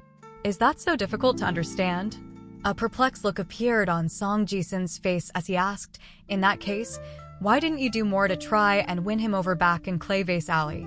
Song Changjing burst into laughter, and only after chortling with mirth for a long while did he reply, when it comes to these cultivation prodigies. Forget it, I won't explain it for now. Once you leave this town and hear one of my nicknames, you'll understand everything. All of a sudden, Song Changjing rose to his feet as he cast his gaze toward the distance, and an intense look appeared in his eyes as he gently stroked the jade belt he wore around his waist. He could see that at the westernmost point of the town, Bai Yuan had broken the rules, and his aura had instantly begun to churn violently as a result, to the extent that everything in that area was thrown into complete disarray. Like a piece of chinaware that had exploded into pieces, Song Changjing continued, perhaps you might be wondering why all of those outsiders regard the people in the town as if they're looking down on ants. Do you really think that's just because all of them are conceited and arrogant? That they think that they're better than everyone? Their personality is only a minor factor. The far more significant factor is their upbringing. You've never left the town before, so you don't know just how revered those cultivators are in the outside world. I wasn't wondering about that at all, Song Jisun replied. Song Changjing wasn't surprised to hear this, and he sighed. This is why I don't like speaking to scholars. The thing is, there's a line between you and them. To some people, this is a tiny line that's smaller than a ditch and can be stepped over with ease. You're an example of one of those people, and other examples are Lu Xianying and Zhao Yao, the boy who was picked out by a major Taoist sect outside of the town. However, for others, this line is like an impossibly wide chasm. For the majority of the people in this town, the line is something that they'll never be able to step over no matter how hard they try. The gap between the people separated by the line is massive, almost like living beings and inanimate objects, or the divide between life and the afterlife, perhaps even more significant than that. All of a sudden, Song Changjing paused here momentarily, and a look of surprise appeared on his face, followed by a hint of schadenfreude as he chuckled. Looks like that old monkey is a bit unlucky this time. He thought this would be an easy hunt, but as it turns out, he's come up against a cunning little hedgehog. I'm beginning to understand you now, Song Jisun. Anyone would be extremely frustrated by an opponent like this. Unless you can kill him with a single blow, he'll continue to stick around and pose a nuisance with the tenacity of a glob of glue. A displeased look appeared on Song Jisun's face. Not far away, a loud commotion suddenly rang out in the Li clan's manor, and even the clan patriarch had sprung into action. As expected, Qin Ping'an had an accomplice, and that accomplice was no ordinary person. A faint smile appeared on Song Changjing's face, and even as the assassin rushed past him on the descendant locust tree, he didn't try to stop them at all. Meanwhile, Bai Yuan was quickly returning from the west, leaping into the air with each bounding stride that he took. As for the destruction that he was causing to the houses and buildings in the town with each landing, that was something that he paid no heed to.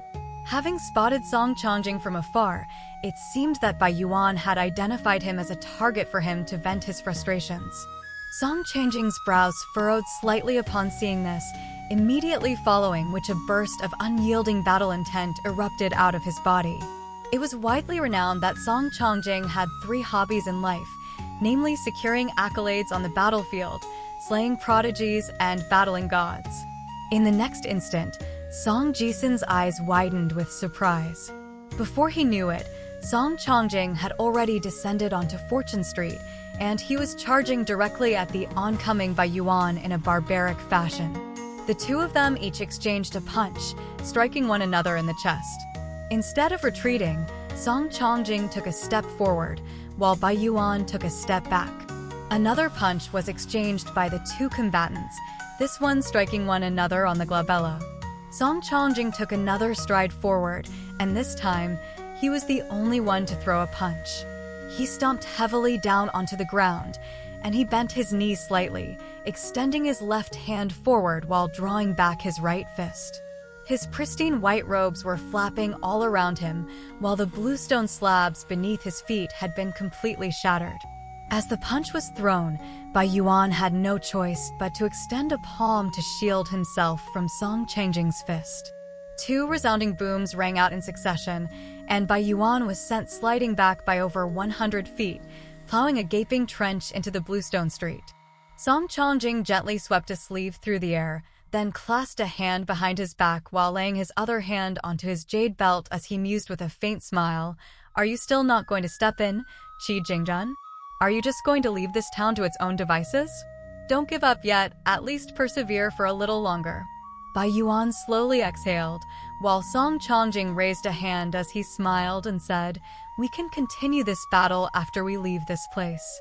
For now, both of us have matters that we must attend to."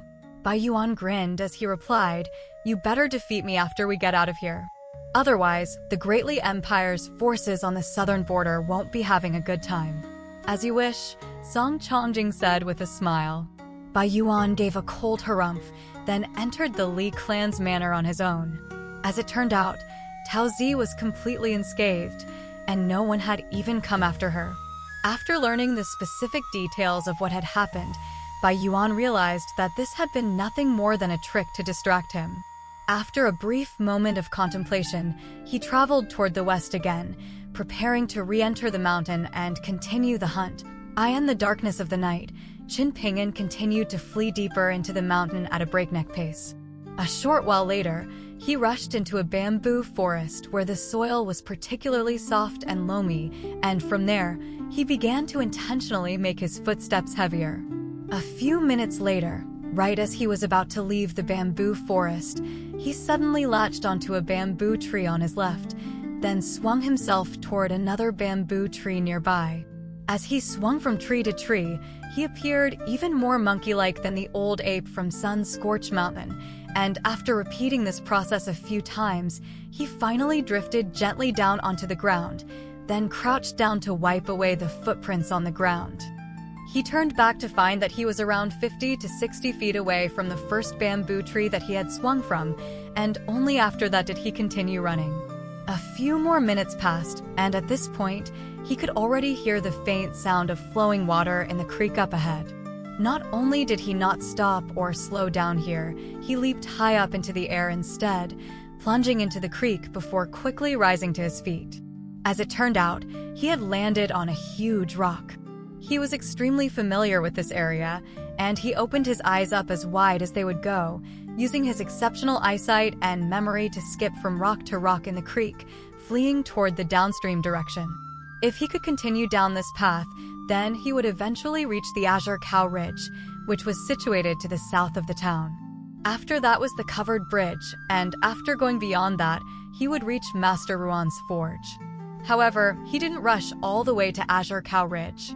Instead, he jumped out onto the shore to his right at a point where the creek had flowed out of the mountain and was sharply tapered to a narrow stream.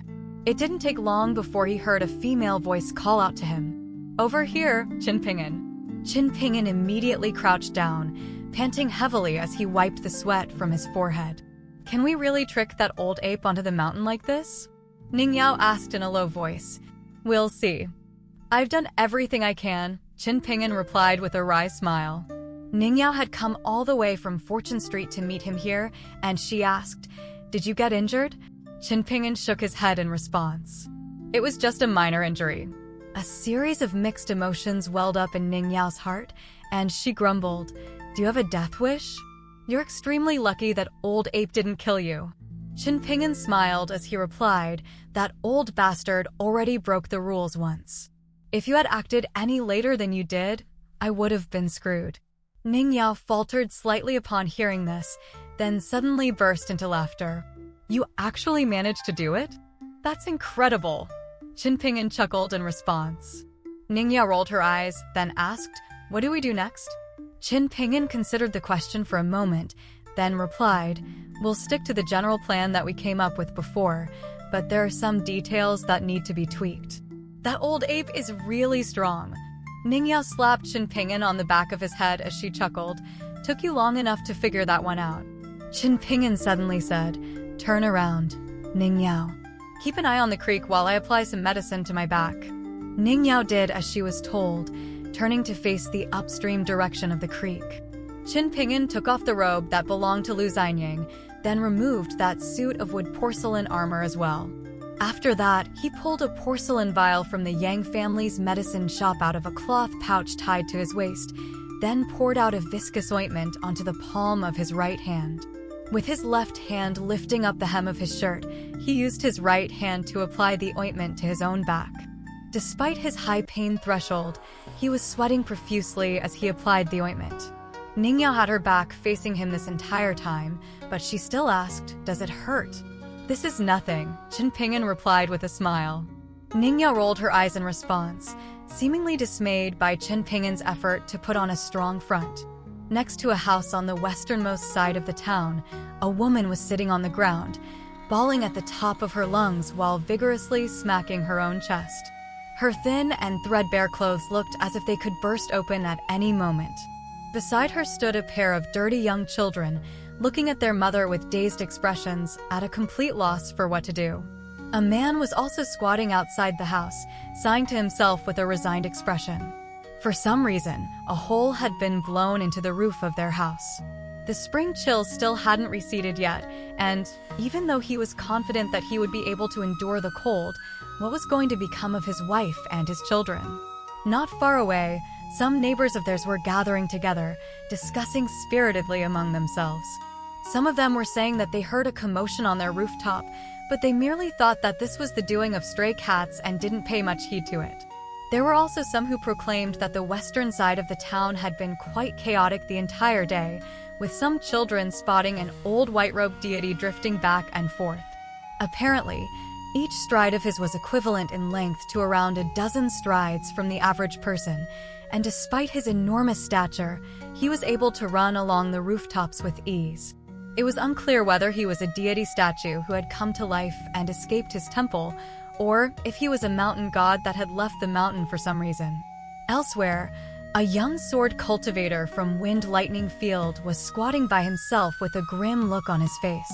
Earlier, Lu Baqiao had been chatting with Cui Mingwang at the office of the Kiln Supervision Official, and after hearing about the commotion at the Li clan's manor, it didn't take long before he smelled the scent of blood in the air.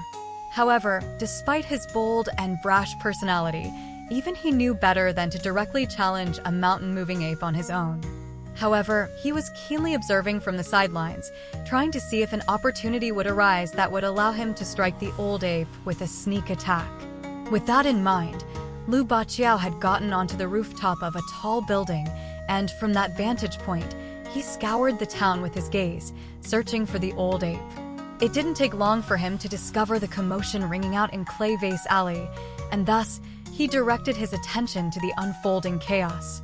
Lu Baqiao's bonded flying sword was being nurtured in his bright hull acupoint due to the injury that he had sustained, and in the instant that Bai Yuan had unleashed his aura to go after Qin Pingyan, the flying sword had been raring to go, almost flying out on its own.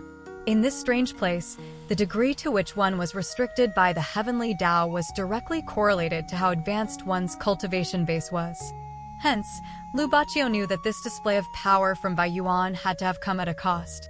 Even if he could forcibly activate his aura, then use his incredibly powerful physical constitution to suppress the qi turbulence triggered by the backlash from the heavenly Tao of this place, he definitely wouldn't have been able to do this on many occasions.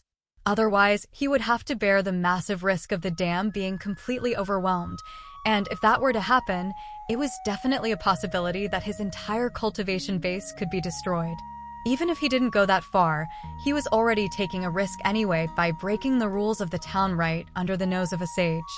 However, after seeing the two massive craters that had been smashed into the ground by Bai Yuan's feet after he had launched himself from that rooftop, Lu Baqiao was feeling very grateful for the fact that he hadn't rushed in recklessly. Otherwise, there was a very good chance that he would have diverted Bai Yuan's attention to himself. Only after sensing just how much power Bai Yuan had drawn upon did Lu Baqiao realize just how serious Bai Yuan was about hunting down Chen Ping'an. If it weren't for the fact that he had to go back to the Li clan's manor to ensure that Tao Zi was safe, perhaps it wasn't a sure thing that he would have been able to capture the cunning and slippery Chen Ping'an. But he would have definitely been able to hunt down Lu Baqiao had Lu Baqiao decided to step in.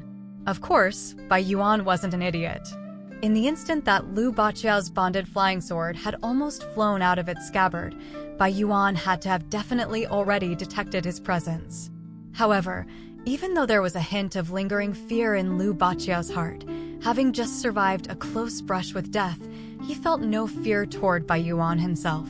If a pair of cultivators from Wind Lightning Field and Sun Scorch Mountain decided to engage in battle, then that battle wouldn't end unless one or both of them were dead. Furthermore, even if there were one party with a clear cultivation-based disadvantage, there was no chance that they would beg for mercy from their more formidable opponent. This was a fact that was supported by the loss of countless lives from the two revered sword sects over the past 500 years. In addition, Lu Baqiao had his own trump card in the town. Lu Baqiao slowly stood up, but instead of returning directly to the office of the kiln supervision official, he made his way over to the broken house on the westernmost side of the town. Standing outside the short earthen wall, he yelled out to grab everyone's attention, and after the bawling woman and his husband turned to look at him, he tossed a gold essence copper coin at the tearful woman as he smiled and said, "Please stop crying, woman. I'm getting goosebumps even from all the way over there." The woman caught the golden copper coin, upon which she discovered that it was very similar in appearance to a normal copper coin, except the color was different. She was a little dazed as she asked in a quiet voice, "Is this gold?" "No, but it's way more valuable than gold," Lu Baqiao chuckled. The woman faltered slightly upon hearing this, then flew into a rage as she hurled the golden copper coin viciously back at Lu Baqiao. She then rose to her feet, placing her hands on her hips as she yelled, "Piss off. I would have perhaps believed you if you told me that this is gold, but you're telling me it's even more valuable than gold? Who are you trying to fool? I'll have you know that I've touched silver with my own two hands in the past. You're just a scrawny little brat who probably hasn't even grown hair down there yet. How dare you try and trick me? My husband's still alive." The woman became even more enraged as she spoke, and she quickly strutted over to her husband, who was squatting on the ground in silence, before giving him a vicious kick. Her waist wasn't much thinner than a water tank, but she somehow still managed to make it look seductive as she twisted her hips from side to side while walking. Her husband was immediately kicked to the ground, and not only did he not retaliate, he didn't even dare to say anything as he scurried away like a scorned cat, then continued to squat on the spot with a sulky expression. The woman pointed straight at her husband as she launched into a ferocious tirade. "You useless piece of trash. How are you any different from a dead man? Whenever anything happens, all you do is stand around and pretend that you're dead. You do nothing all day aside from wandering around the town, catching fish and snakes like those kids who are still wearing open crotch pants. You're not even as useful as our son. At least he knows to pick up some useful things for the house. Why is it that you're unwilling to work at the Yang family's medicine shop? Are you filthy rich? Why would you refuse a paying job? How about you do something that contributes to this family for once?" The voluptuous woman paused here momentarily, then suddenly smiled as she continued, "If you're not decent in bed, I would have dumped you long ago." All of the neighbors who were watching the show immediately burst into raucous laughter upon hearing this, and some of the young men also began to whistle and direct dirty remarks at the woman. Finally, the woman turned her attention back to Lu Baqiao, then roared, "Why are you still here? Isn't it time you ran back to your mother to be breastfed?" Lu Baqiao had never seen an unrefined villager like this before, but not only was he not filled with disgust and disdain, he was very much amused. He had been treated to a good show, and instead of being enraged by the woman's scathing insults, he only became more amused. Whenever he had a war of words with anyone back at Wind Lightning Field, he would always be struck by a sense of loneliness as he could never find a fitting opponent. Never did he think that he would encounter a worthy opponent in this place. With that in mind, he rose to the challenge, putting on a cheeky grin as he asked, "Can you help me with being breastfed?" The woman raised an eyebrow, then sneered, "I'm worried I might accidentally suffocate you to death.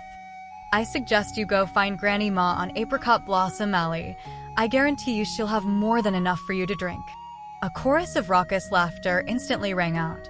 Lu Baqiao had no idea who this Granny Ma was, but judging from the reaction of all of the bystanders, he knew that he had just been handed a crushing defeat. Lu Baqiao gave the woman a thumbs up, graciously accepting his defeat. "You win this time." He then held up the gold essence copper coin between two of his fingers and asked, "You sure you don't want this?" The woman was clearly rather hesitant. Right at this moment, someone called out to Lu Baqiao in the distance. "Baqiao, Mr. Cui is asking you to go back right away." Lu Baqiao turned to discover that it was Chen Songfeng who was calling out to him, and beside him stood a tall and slender woman with a rather cold and forbidding appearance.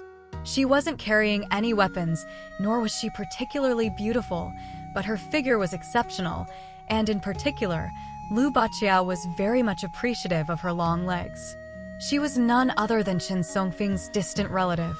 As for exactly how they were related, Chen Songfeng had never offered an explanation, and the woman had also always referred to Chen Songfeng directly by name.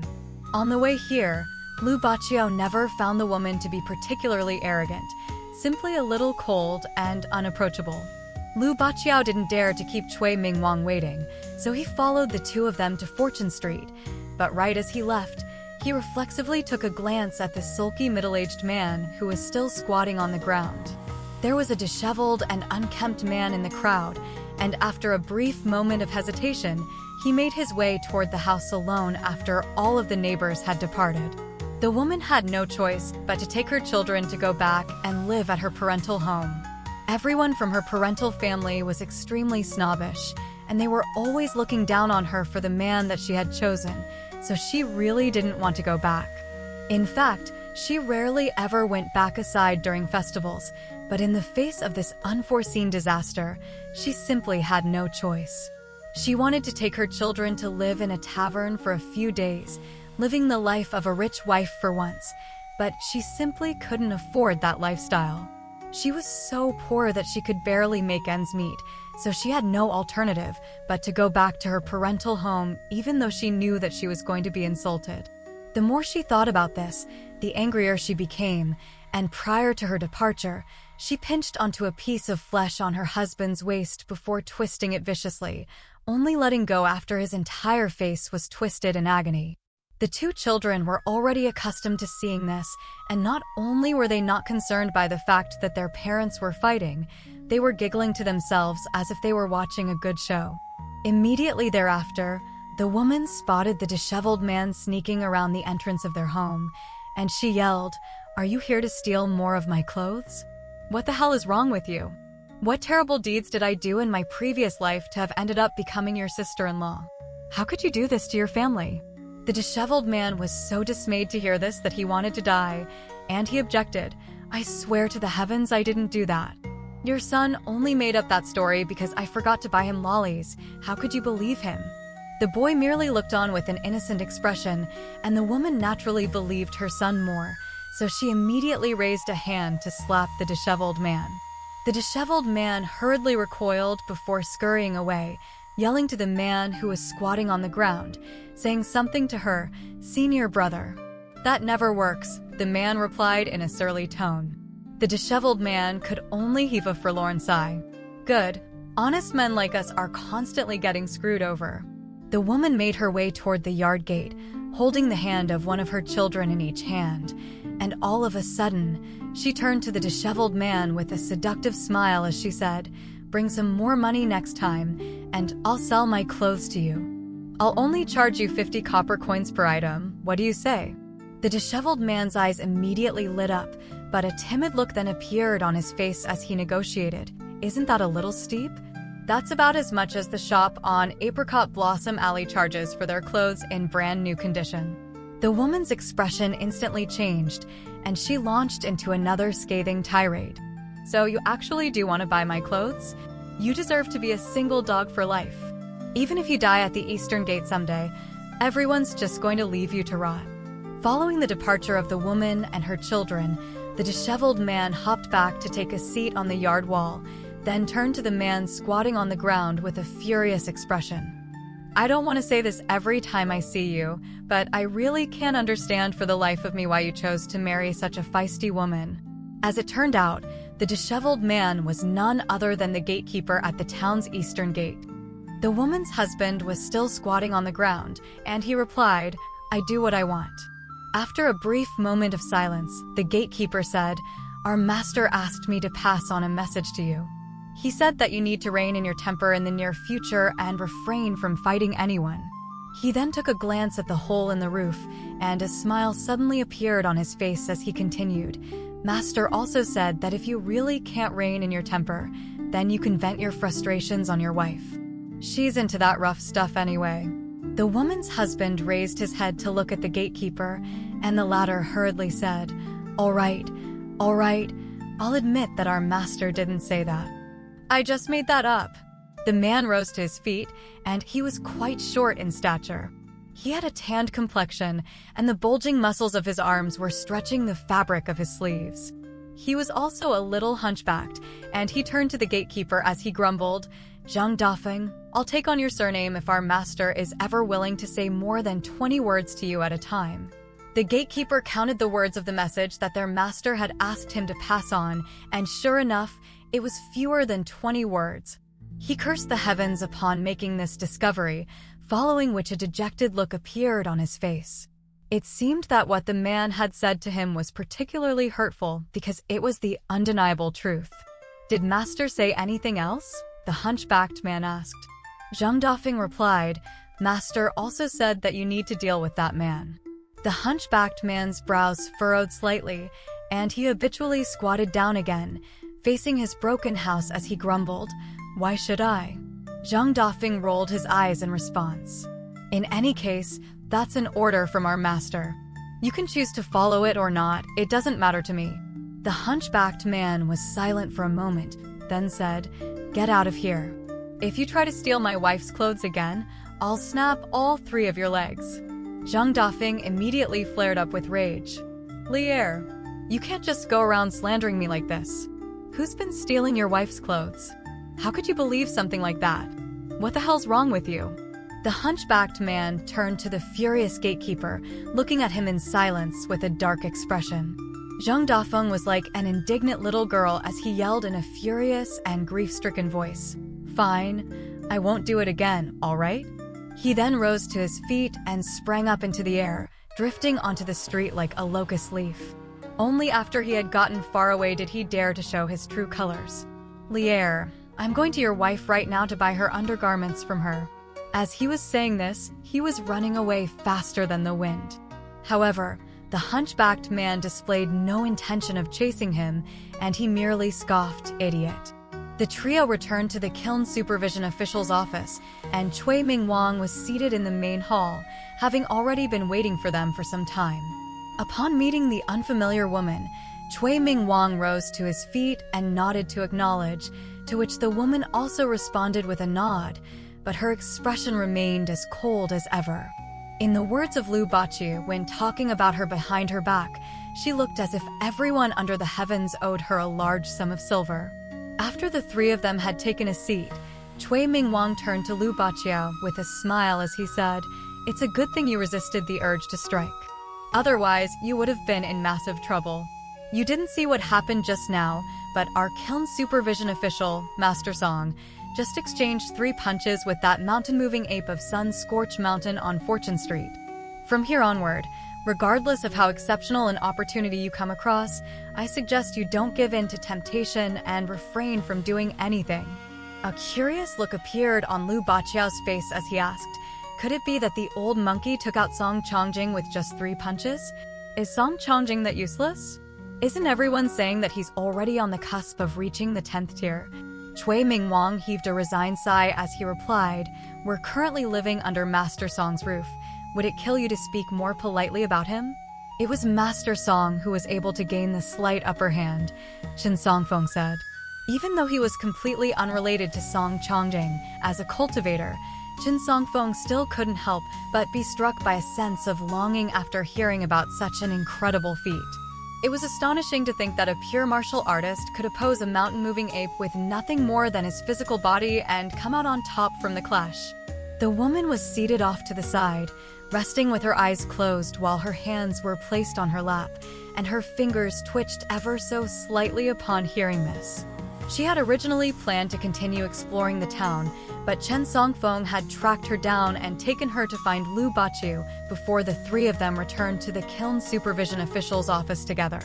Even though she also had the Chen surname, she didn't care whether Chen Songfeng would be able to get anything from that old locust tree, or how many ancestral blessing locust leaves he would be able to obtain. However, when Chen Songfeng tracked her down, she was able to clearly sense that he was forcibly suppressing his excitement. So it was most likely the case that he had managed to obtain more locust leaves than the number that had been projected by the patriarch of the Chen clan in Dragon Tail County.